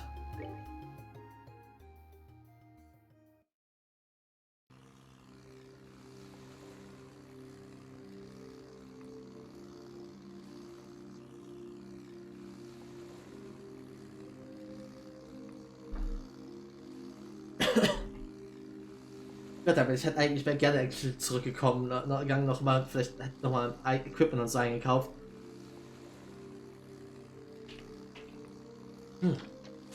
Sure, it was quiet. I think we'd be able to see the beach soon or something. Should be going in the right direction. First thing to do now is just plow forward. Ah! Besides, check out that moon! This is the sort of night you'd want to take a girlfriend out on a date, really? And someone's as mellowed out as ever. But do you actually have a girlfriend, Kevin? Ha! Despite what you might think, I have at least one candidate in each town on the continent and... Candidate? Meaning you don't actually have one? Come on, at least let me finish bragging! So, Kevin, why are you out here on your own still? This is becoming kind of a big deal and you have no backup aside from us. Are the Grassroots kind of understaffed? Well, the situation's kinda complicated. I was dispatched out here on my own at first, yeah. The stuff really hits the rotating... oh wow. If stuff really hits the rotating thingamajiggle, though some of my buddies might fly out here. Okay. So the Grassroots job is the retrieval of artifacts, right? More accurately, investigation, management and retrieval. And retrieval usually means recovering it from someone. The church has forbidden the average citizen from owning working artifacts. Most nations agree and let us work. What's with the locking down? It seems like a lot of effort for it, machines. Okay, so thing is, there's lots and lots of different types of artifacts, right? And nobody really knows how or why they work yet. Despite that, they do work. Depending on how you use them, they can have absolutely crazy abilities. What do you think tends to happen when you put infinite cosmic power in the hands of your average citizen? I can guess. But what? The biggest thing is actually obsession. I can't resist the seduction of power and inevitably use the artifact for nothing good. Seriously? Always? I've seen it happen time and time again. But history, sadly enough. Still, you remember Mayor Delmo well enough to know what I'm talking about, right? It's true. Mayor Delmo did seem terribly cruel. He showed his true face to us. He seemed like a man who had cast aside anything we would consider moral restraint. Holding absolute power gives people a warped sort of confidence, erasing the ability to control themselves. It's the mission of the Grassroots to stop that before it happens. I always put the prettiest job in the world, but... Really? Hey, if the bicycle does stuff they can't talk about publicly, right? Not any different than that. Oh, well, you've got me there. Hey. Land freaking ho! It looks like, judging from the soup. Now we really got no choice but to plow on ahead. Yeah. Stay alert, everyone. They might try to ambush us.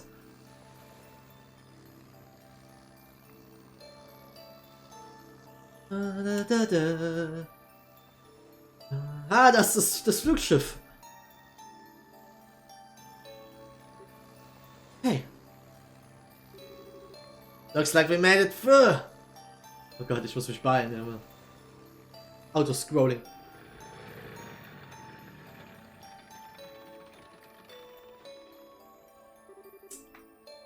Alright, we've arrived.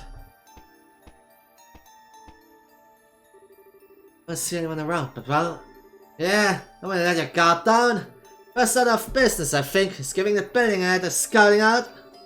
And don't forget, we were fighting either. Things go south, we should get out pronto. Yeah, good point. Kann ich theoretisch? Ich kann nicht zurück. Upsala. Ist das hier so der Point of No Return theoretisch? Lakeside Laboratory. Ich weiß nicht, warum ich extra reste. Wir waren voll. Okay. Vielleicht haben die einen Shop hier aus irgendwelchen Gründen.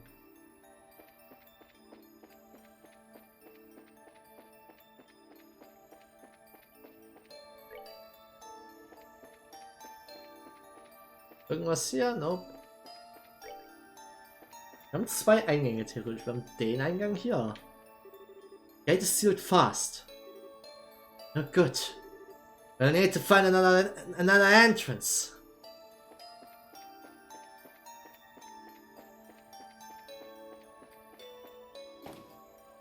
Na gut, das ist ein Seiteneingang einfach offen gelassen.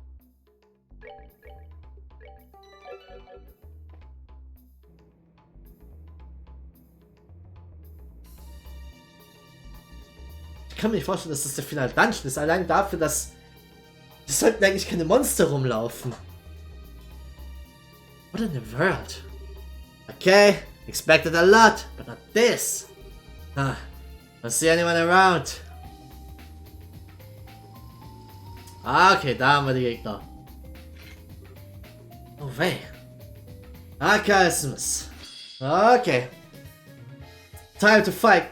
Bisschen Party. Vogel 570. Patrol droid developed by the Society. Can call for allies when its frame is damaged.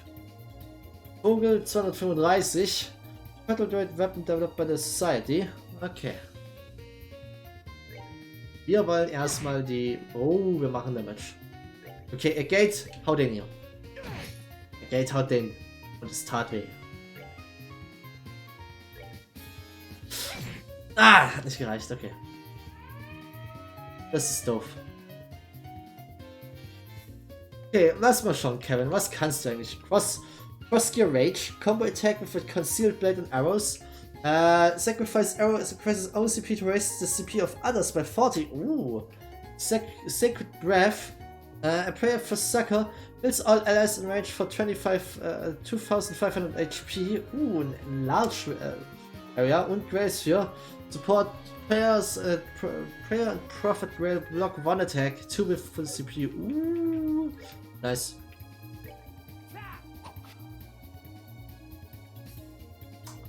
Das ist jetzt natürlich doof. Ein Flammenwerfer? Okay. Ich dachte gerade eigentlich, dass Chloe brennt, aber es war bloß, weil der S-Break über ihr drauf. Oh fucking hell, Alter.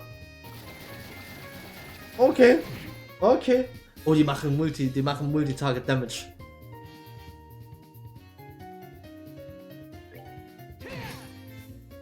Der resistet.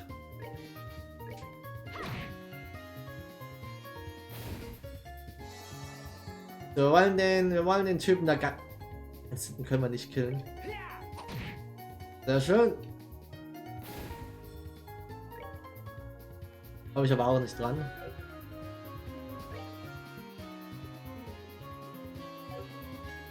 Eine Hausseite. Goddammit. Das ist nicht diejenige, die eigentliche Tags tanken sollte.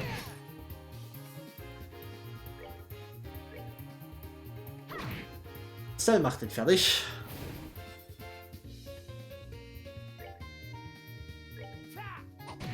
Oh. Ja, wir heilen uns hier noch ein bisschen. Uff, wir kriegen gute Erfahrungspunkte hier. Tiara geworden.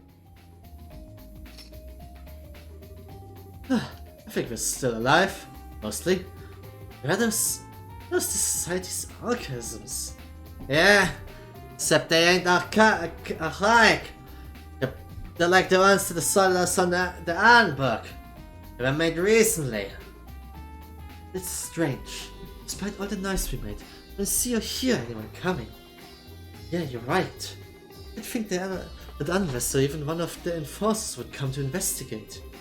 I was thinking we're probably on some kind of automated patrol. Looks like we really need to check every corner. Hier.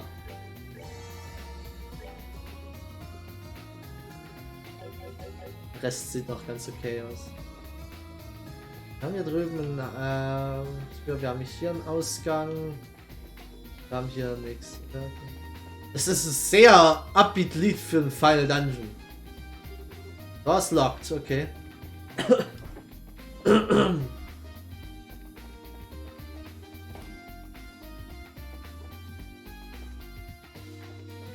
Komm. Okay, wir haben den Vorteil.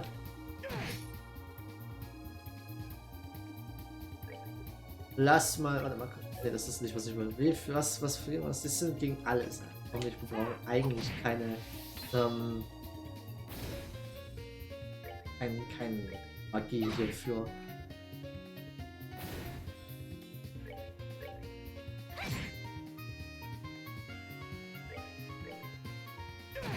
Ich bin mir echt nicht sicher, ob das der finale Dungeon sein wird. Weil wir haben wir können eigentlich nicht zurückgehen. Das wirkt sehr Final Dungeon-artig. Aber... Mal schauen. Was? Oh, ein Buzzer. In the dust, you can faintly make out the imprint of whatever was in here previously. Wir haben einen neuen Buzzer.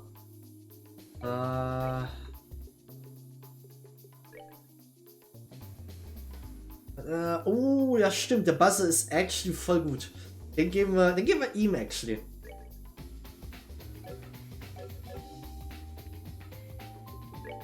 Speichern wir. Und bevor wir weitermachen, muss ich actually nochmal aufs Klo. Ups, was ist hier passiert? Ja, ich gehe kurz aufs Klo und dann machen wir machen noch ein bisschen. Ich würde sagen, ich spiele wahrscheinlich so bis 23 Uhr. Deswegen ja. Bis gleich.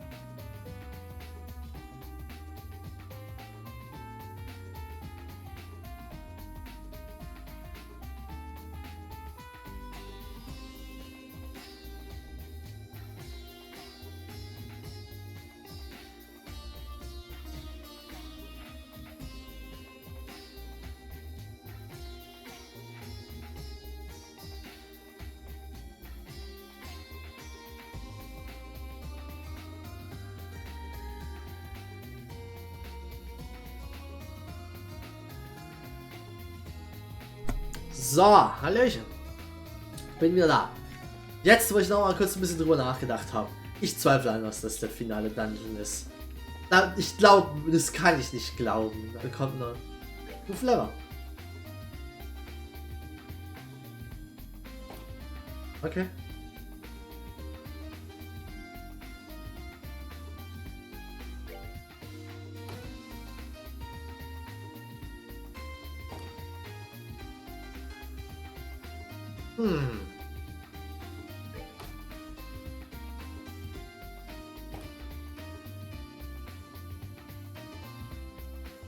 Okay. Ah. I see. Können wir hier zurück? Okay, wir können wirklich nicht.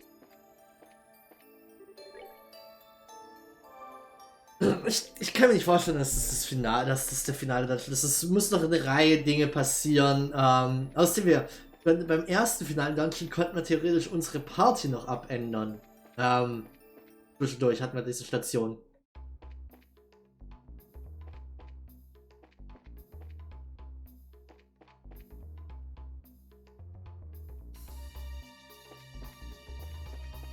Oh fuck. Hier. So.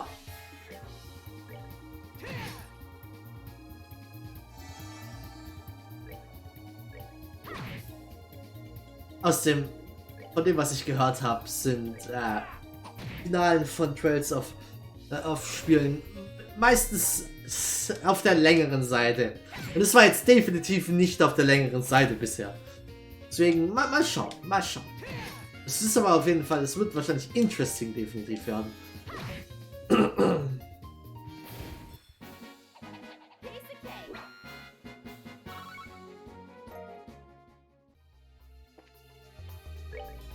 Ich speichere jedes Mal, bevor ich eine Truhe aufmache, einfach nur, falls da Gegner drin sind. Monsters appeared, nämlich genau so. Okay, das ist jetzt mal ein Kampf, wo wir versuchen werden, ein bisschen... Ich habe keine AoEs. Sie hat theoretisch ihren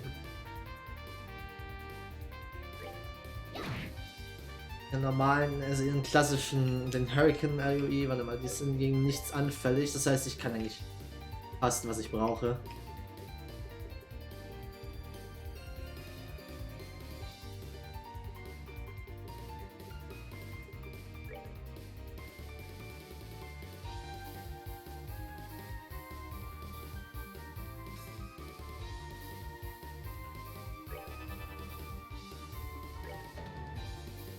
Oh, wir wollen den ja eigentlich getötet haben. Der wird nämlich jetzt, wo er geschädigt wurde, actually versuchen, Backup zu holen. Aber das wollen wir nicht.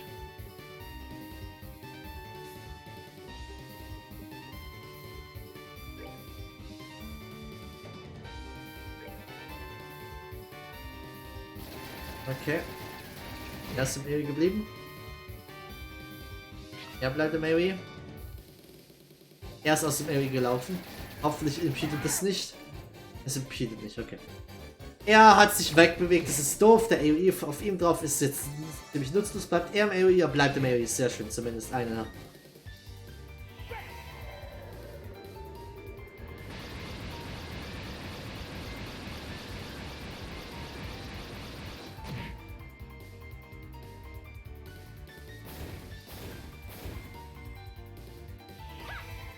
Das ist ein bisschen verschwendet.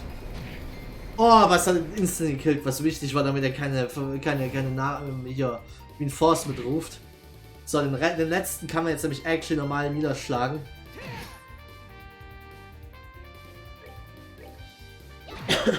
So. Das ging actually relativ gut, aber wir hatten auch das Glück, dass wir die Verstärkung rufen, runtergeburstet bekommen haben.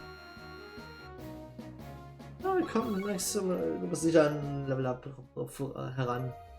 Windlass. Did you hear about the girl who paid for everything with black Siph crystals? She said it was only costing her time. Oh Gott. Uff. Uff. Used by the Society's assassination Destination Squad's deadly silent.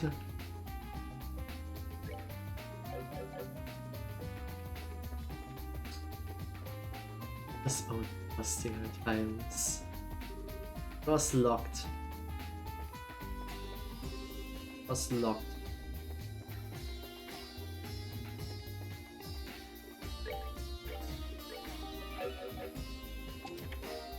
Der Page-Shot, oh, der Page-Shot 2 ist wichtig. This chest's proud possessions have already passed to some wandering adventurous satchel. Probably yours.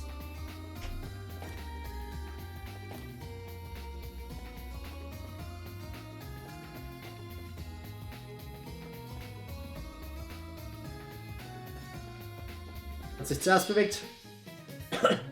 Oh, der wird wehtun, meine Freunde. Oh, der wird wehtun. Estelle zeigt ihnen, was Schmerz bedeutet.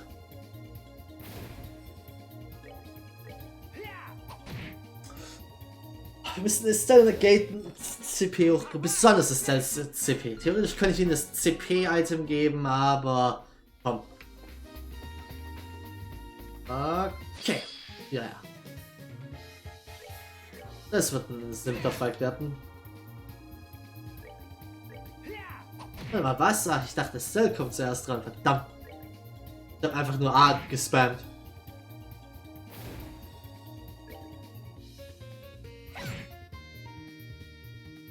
Dann den Rücken ein bisschen knackst. So. Defense 4. The chest's empty. If you keep opening and closing the lid, it looks like it's talking. Ah, wobei wir kriegen ja ein paar krasses Zeug. Defense 4 ist jetzt nicht schlecht, sagen wir es mal so.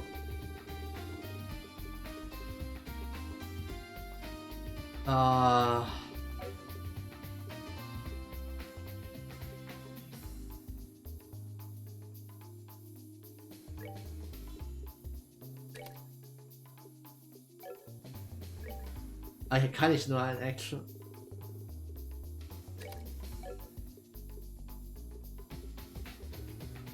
Ich könnte ihn actually auf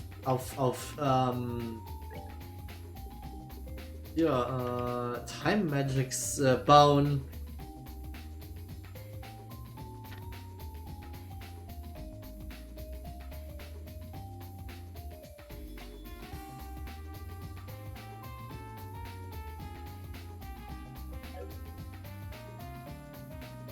Wobei es ist schwierig.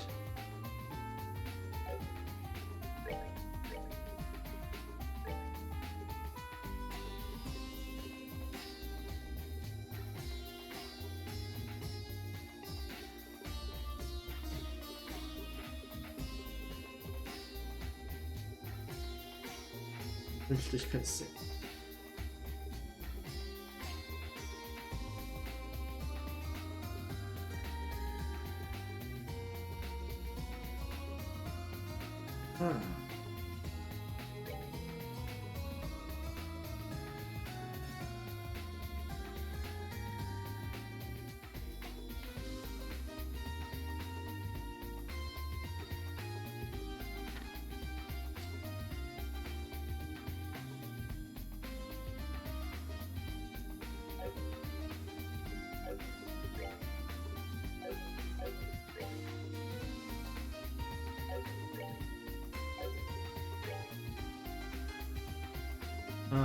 Damit haben wir nicht was.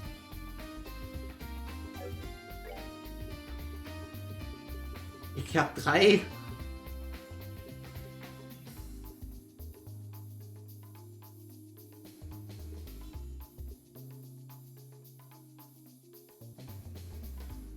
Was man meint mit GPK2 austauschen, müsste eigentlich besseres. Dann brauchen wir auf jeden Fall nicht so krass die Heilzauber. Wir haben dafür cool.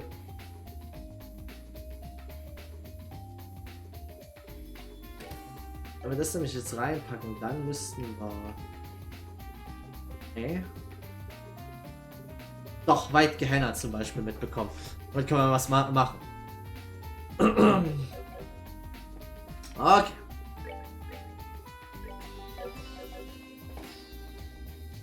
Was haben wir hier hinten? Oh Gott, einen großen leeren Raum. Ich hätte eigentlich gedacht, wir würden hier einen Bossfight haben.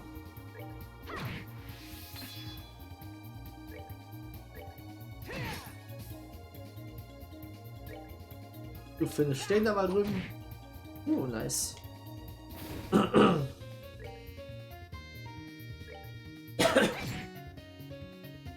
So.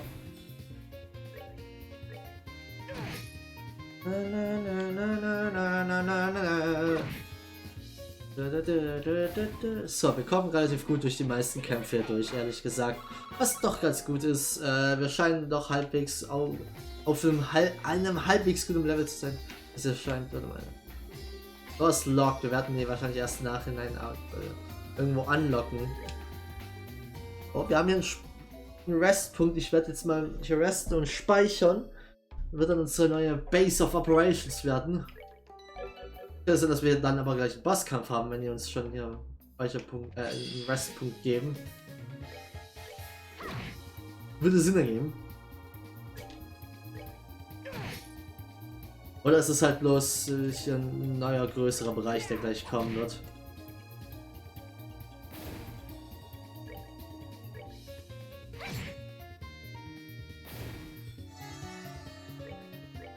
So. Oh Gott, es ist sehr unbefriedigend, wenn er Gate misst, weil seine Hits, die hauen echt rein. Okay. Das Problem an Kevin, das ich gerade sehe, ist, sein verdammtes Orbment ist nicht so gut ausgebaut. Der hat so wenig EP. Hat ein Level Up. Es war actually a Gate, glaube ich, oder? Der Level Up hat.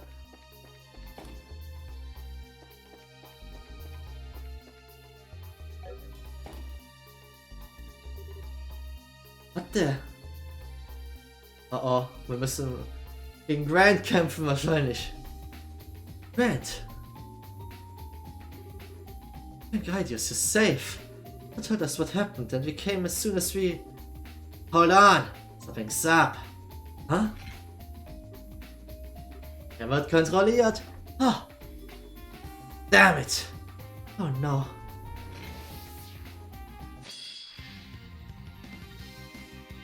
Oh, wir haben einen Big Fight gegen... fuck, Grant. Race under Astronauts attacks using one craft after another. Okay.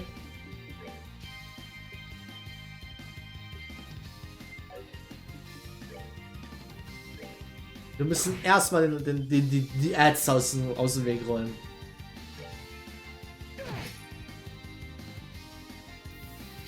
Technik Nightmare. Alles klar, okay. Digga, rast dich aus, okay? Wir brauchen nicht... Der soll sich beruhigen. Wir haben keine Zeit für 5 Minuten Attack Animations.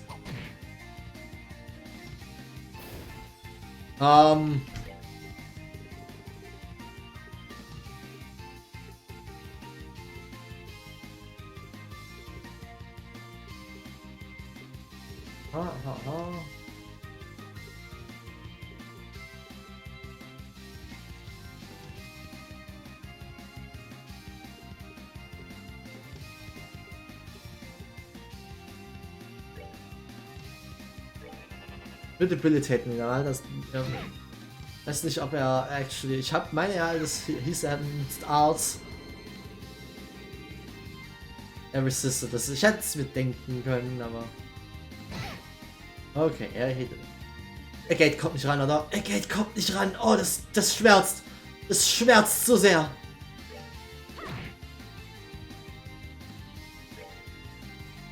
Wir müssen das kleine Mistviech da hinten erstmal wegbekommen. So.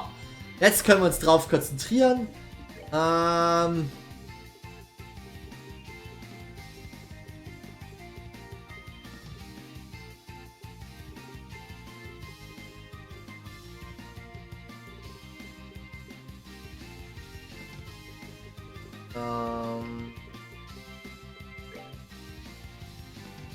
Machen La Crest.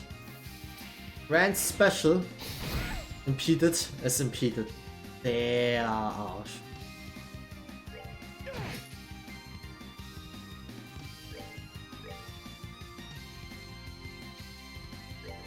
Ich frage mich, ob es jetzt nochmal machen wird. Grand Special, ja. Er impeded uns einfach. Was ein Dude.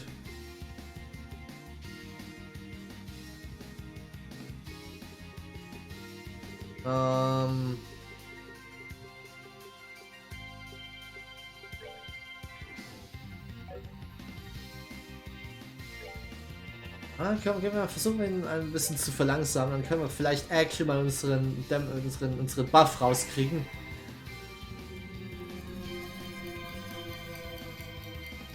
Es ändert nichts, zumindest an der Reihenfolge hier oben. Er wird jetzt wahrscheinlich direkt das Grand Special machen. Ja, er macht einfach das Grand Special. Verdammt. Aber dadurch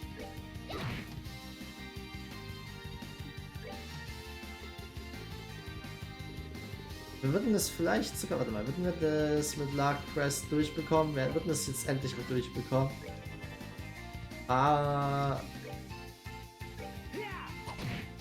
Der Crit war es nicht wert.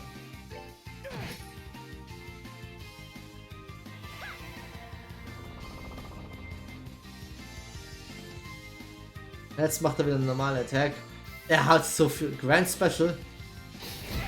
Aua, ein Attack Delay. Okay.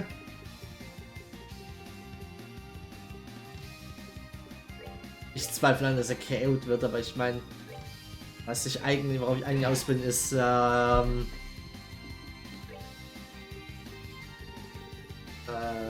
eigentlich ein bisschen Damage. Ich hätte gerne eigentlich gehabt, dass ich vielleicht ihn feinten könnte. Das könnte ich mir vorstellen, dass funktionieren könnte.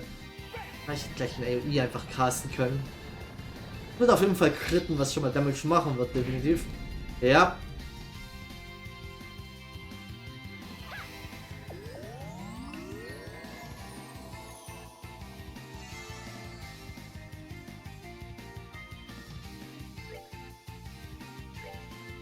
Okay.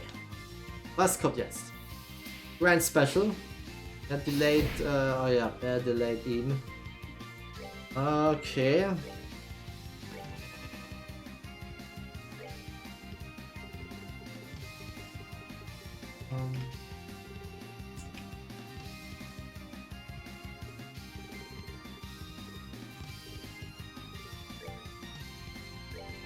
So, ach stimmt, Crafts nutzt er nicht.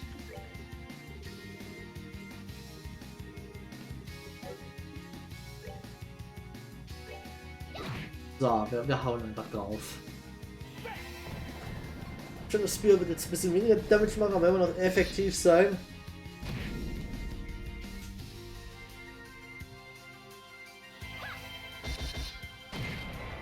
Erst der Shadow Spear von oben, dann die Earthlands von unten. Du kriegst von allen Seiten ab. So, wir haben ihn umgebracht. Schade. Okay. Langsam sicher. Oh, how the heck does he manage swings like that? Son of a... Remember the one thing. Controlling a brace like this. Now then.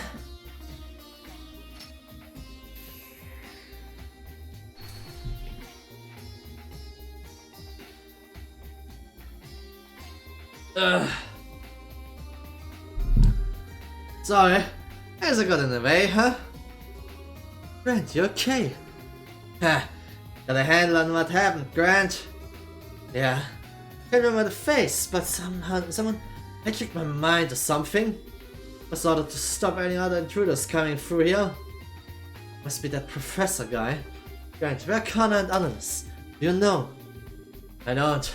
They're separate, and they can't the siege alone. They're probably shanked up in their own minds somewhere in here like I was. Ah! Grant! Here, give me your shoulder. Get a boat on the beach, we'll take you there. I'm okay. I'll lay out of the building so I can get out on my own. I won't drag you guys down any further. Just please, thank Kana and none of this. Brand. Yeah, leave it to us. Okay. It's really gonna be okay. But now we just need to trust him and keep moving. There's two more, right? Yeah. We need to get moving then. Come on! Archaism classification. The orbit droid weapons utilized by the Society, modeled after the ancient Archaism weapons developed by the research organization the 13 Factories, under the direct command of an Angeles. Warte mal.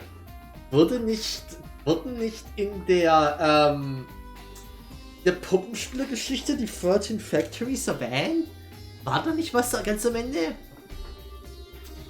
Furthermore, these facilities produce primarily standardized humanoid units, such as both types of patrol units, the Vogel, and scout units, Horde Seeker, as well as the combat unit Vanguard.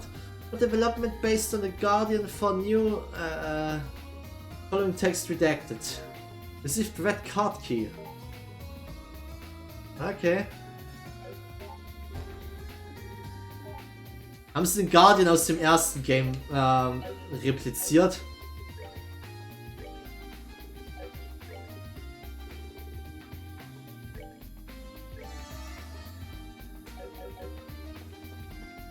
Bitte nicht. Ich hatte genug mit dem zu tun.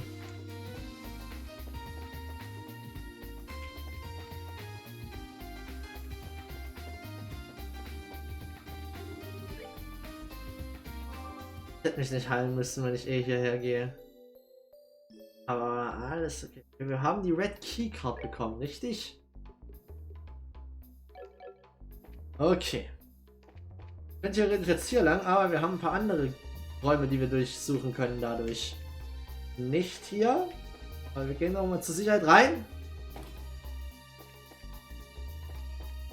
Hier. Locked. Use Red Keycard. Sehr schön. Was haben wir denn hier drin? Oh no! What the? It's that thing from before. Oh boy! That's definitely the same as the one beneath the castle. Why is it here of all places?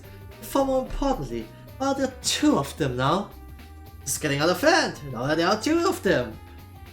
This is already complicated enough world. Thanks. It is a little terrifying. This place is even more horrific than we could have guessed. Oh, for fuck's sake.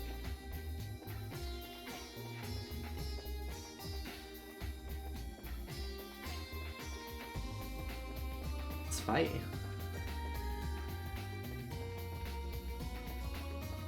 Oben ist ein Eingang. Oh, ich werde diesen Bossfight wiederholen dürfen. Ich hab... Ja, das funktioniert leider nicht. Schade mal. Hier hinten, was hat das nochmal? War das nicht... Ich glaube, das war auch grün, aber... Bin mir nicht sicher. Gehen wir kurz zurück. Es war blau, okay.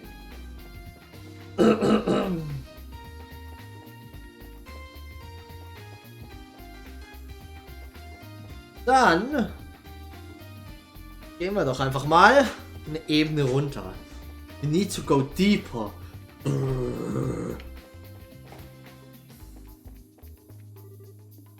Das ist Red Keycard.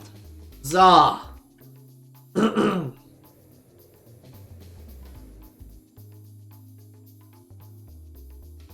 Hier brauchen wir blau. Ja. Da brauchen wir grün.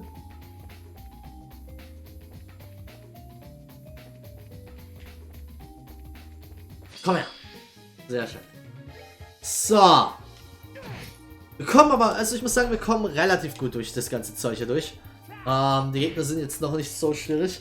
Ich freue mich nicht. Ich sehe schon, dass wir wieder einen Bossfight gegen den Final Boss gegen des ersten Teils machen müssen. Das war ein wirklich, wirklich cooler Bossfight, muss ich aber erstmal sagen, ja. Der Final Boss des ersten Teils ging Ewigkeiten im Hard Mode, war aber großartig, weil er sehr viele Mechaniken hatte.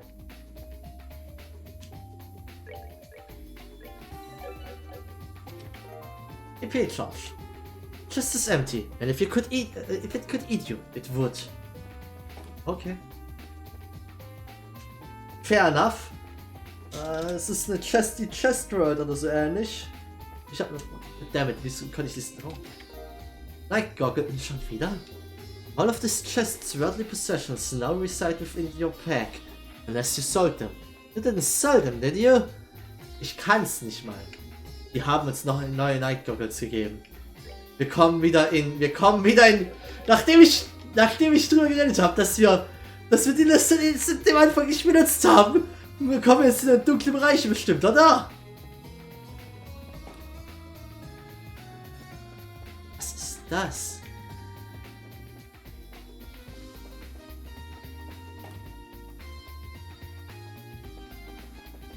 Wir rennen hier ganz schnell durch.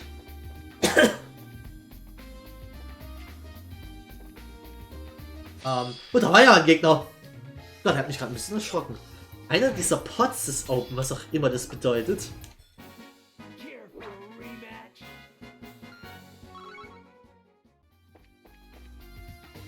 Warum ist dieser Pot open? Ich habe das Gefühl, das wird ein Fight sein. Nein. As you search the empty chests inside, just in case you missed something last time, it gives you a splinter. Weil wir haben zumindest noch was bekommen. Solange wir noch was Neues bekommen, ist alles okay. What the fuck ist diese Facility? Hier kommen wir nicht durch, wir haben keinen grünen Keycard. Das ist nicht dein Ernst. Die machen es wirklich.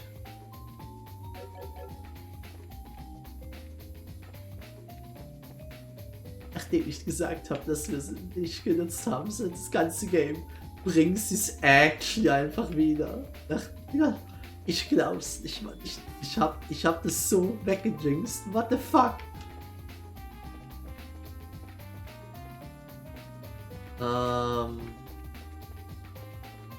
Hier lang gehen ist hier hinten, ne? Oh was? Das ist zumindest ein Ausgang. Ist da aber da hinten auch noch ein Ausgang, ist die Frage. Ja. Ist hier noch irgendwo ein Ausgang? Das ist eine blaue Card wieder, okay. Gehen wir doch erstmal den unteren Weg hier lang. Das wirkt ein bisschen geheimer. Ebony Shoes, ja, weil das ist jetzt ein bisschen. Das ist empty as your soul. Arsch. Die Ebony Shoes brauche ich leider nicht. Mehr, weil ich die bloß auf Kevin spielen würde.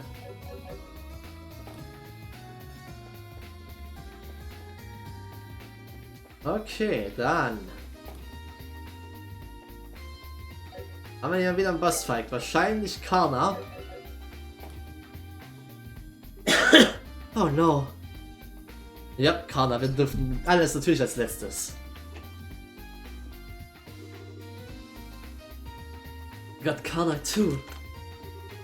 Tja, no choice but to fight then. Oh, 2 von den Teilen.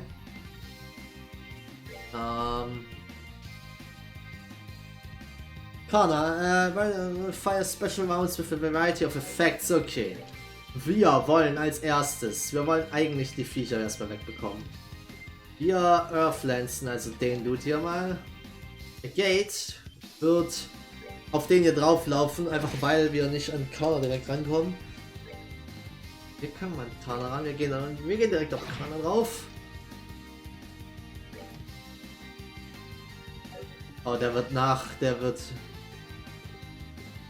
Weißt du was? Der wird Verstärkung rufen. Der lasert jetzt erstmal und trifft. Shock Spider. Ah, for fuck's sake. Oh no, er will Arts nutzen, okay. Der ist wahrscheinlich weg. Der lebt noch ganz knapp, das darf doch nicht wahr sein. Aua, Movement down. Bin jetzt nicht okay. Haben wir irgendwas mit Großem?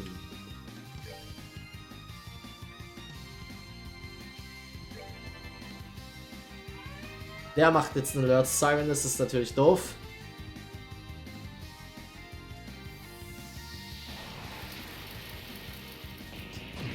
Autsch, der tat weh. Okay, a Gate wird jetzt, er wird Karna angreifen. Resisted. Assault Combination Alpha. Sie ist aus dem AOE gesprungen.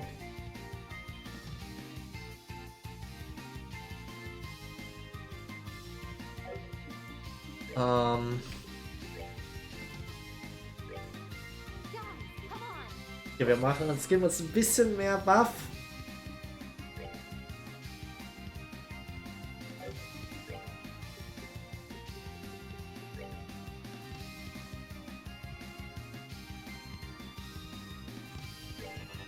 Vielleicht kommt er näher. Warte mal, das war doof, das war doof, das war verschwenderisch. Wir verschwenden hier gerade ein bisschen EP.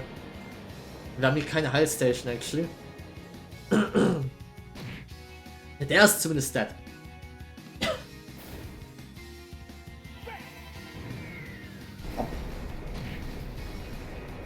Okay, zumindest werden keine neuen Gegner gesamt. Movement down, das ist natürlich sehr doof. Der wird wahrscheinlich Gate angreifen. Oh ne, der greift actually sie an. Finde ich nicht gut. Der Gate wird den, vielleicht gewonnen, der den sogar.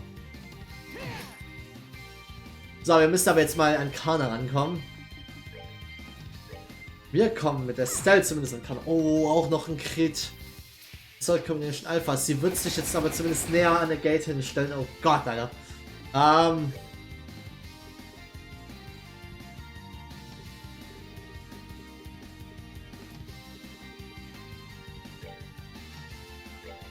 Ich versuche sie zu sealen. Und er...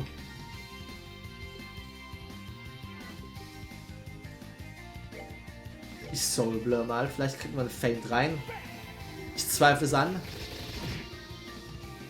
Vielleicht kriegt man einen Seal drauf. Dann kann sie ihre Crafts nicht mehr benutzen. Ich zweifle es sehr an, dass sie überhaupt gesealt werden kann. Die Resisted ist okay. Soulful Raw. Oh, sie hat sich gebufft.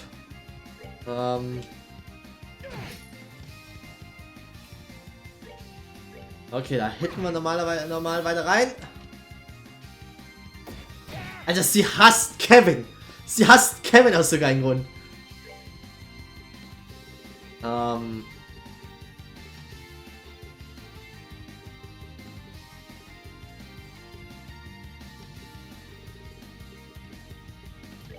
Halte ich mal schnell selbst. Ich meine, du bist nicht unbedingt im Fond, aber ich meine, wir können es gerne, wir gebrauchen es gerne. Okay, komm ruhig näher. Ja, wir können dich in unserer Mitte gut gebrauchen eigentlich. Okay, Art.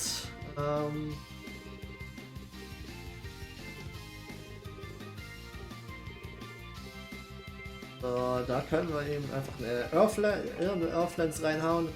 Er wird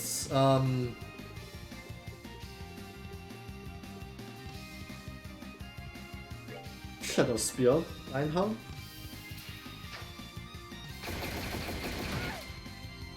Oh, der tat weh. Oh, Schüssels. Das hoffen wir, dass wir genug Damage machen, dass sie drauf geht. Sie könnte. Wobei, ich kann, glaube ich, Kill noch nicht ganz killen, aber es wird knapp. Gate! Gate hat seinen Buff nicht mehr drauf. Gate, come on! Nice! Sehr schön.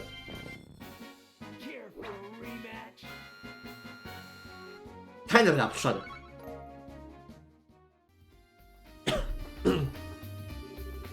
Every time I fight her, she seems to kick my butt harder. Alright, my turn. Oh, schluckt es an.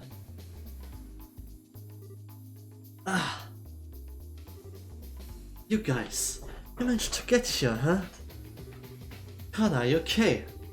Aside from feeling like I was run over by an airship, yeah, I'm okay.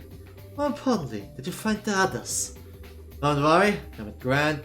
I had to give him a once over too, but he's fine. But we haven't seen Annalise though. I see. I'm guessing you also had a run-in with an enforcer or three? No, we've been hip deep in machines, but not enforcers. So from you guys, there doesn't seem to be anyone here at all, actually. Really? That's strange. There are a few dozen research staff and Jägers and guard here when we've infiltrated. Yes, it's possible they've abandoned the base. It is very possible.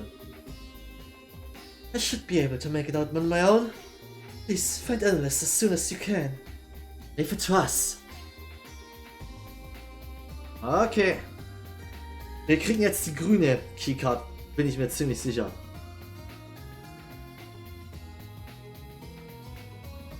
Aber erstmal heil dich mal schnell. Treatment of combatants. Temporary combatants acquired from Jäger Corps and other sources receive the following treatments. 1. Physical Enhancement Program. 2. Combat Technique Enhancement Program. 3. Turn of Command Obedience Program. 4. Protection of Secrecy or Hypnotism Program. Following text redacted. Green Keycard. Great. Okay. Könnte natürlich auch sein, dass es actually so leer ist, weil Joshua hier auch ist und aufräumt. Na, wir hatten oben blau. Hier unten haben wir unseren Weg schon gefunden gehabt und nichts. Da haben wir das geöffnet. Holy shit, ich habe es auf dem ersten Versuch durchgeschafft. Warte mal kurz, ich kann jetzt actually die Night Goggles hier wieder runternehmen. Klar. Und die Master Beats an. Was lockt? Das Green Keycard. Keycard. Green Keycard. Bitte. Dann können wir Target Practice spielen. Alles klar. Auf geht's. Auf für den Kampf. Bam.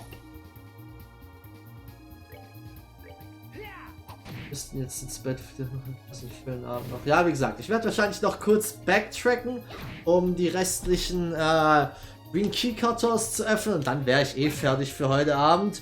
Ich habe dir gesagt, ich mache bis 23 Uhr. Nice, clear, Level Up. Star Rabbits, die habe ich an. Sneakily crack the lid of the chest and make it and take a peek inside. Sadly, no treasure chest fairies flying around in there. No items either. Warte mal kurz. Die Star Rabbits haben.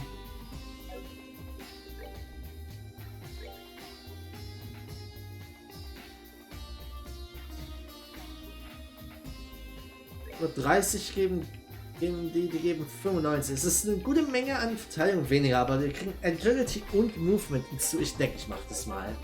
Ist gar nicht schlecht. Gehen wir mal kurz hier lang. Hier unten war nur der Pot. Hier können wir aufmachen. Das Green Key Card. Was haben wir denn hier drüben? Ah ja, das ist das hier. So, dürfen wir hier hin. Nein, das nicht ein Stockwerk über uns sein.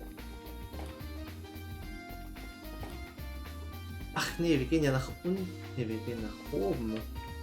So funktioniert das, okay. Nee, wir gehen. Ja doch, wir gehen höher. Wir gehen höher, okay, dann ergibt es Sinn. Ich war nämlich so, warum schauen wir plötzlich von oben drauf, wenn wir gerade runtergefahren sind, aber wir gehen Stockwerke nach oben, es geht nicht nach unten. So, wir hatten hier hinten noch eine oder zwei Türen. Hier noch die. Sonst glaube ich, was war der letzte, aber ich schau gleich nochmal. Misty Vale. There's nothing in the chest. You briefly wonder if you could use it as a makeshift boat. Hatten wir schon mal. Misty Vale ist only. Okay. Ich meine, nehmen wir. Wobei, soll ich das aufbewahren für Scheherazade? Das, was ich jetzt hier habe, gibt mir was 10 Death hinzu. Klar, Magic und Magic-Verteidigung gehen hoch, aber ich glaube, ich behalte das für Scheherazade. Weil, ja doch, ja. Falls ich sie wieder bekomme, wieder ins Team bekomme. Es macht mehr Sinn, ihr die Magic Attack und Defense zu geben. Da ist Scheherazade mehr drauf ausgelegt. Es war blau hier hinten. Da, ja. Okay, wir gehen dann wieder jetzt kurz zum Start. Oder gehen wir zum Start? Ne, wir gehen vor dem Aufzug und machen, oder vor dem unteren Speicherpunkt und hören dann auf. Die Speicherpunkte beim Refresh Point. So.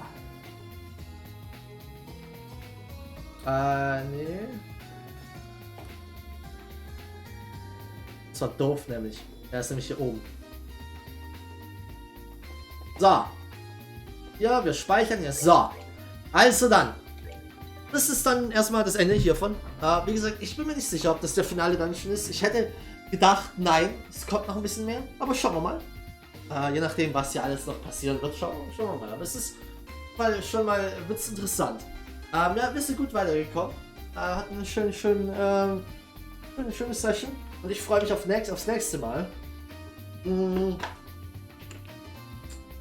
Nächster Stream, dieser Samstag dann, 20:30 wieder in Isolation. Möglicherweise actually der finale Stream. Ich habe gehört, ich bin relativ gegen Ende. Deswegen es könnte sein, dass wir dieses Samstag actually in Isolation abschließen. Da freue ich mich drauf. Wie gesagt, nächste Woche geht es dann weiter mit Trails in the Sky. Second Chapter. Bin ich gehypt. Ja. Euch allen vielen Dank fürs Zuschauen. Wir sehen uns dann in meinem nächsten Stream. Bis dahin dann und tschö.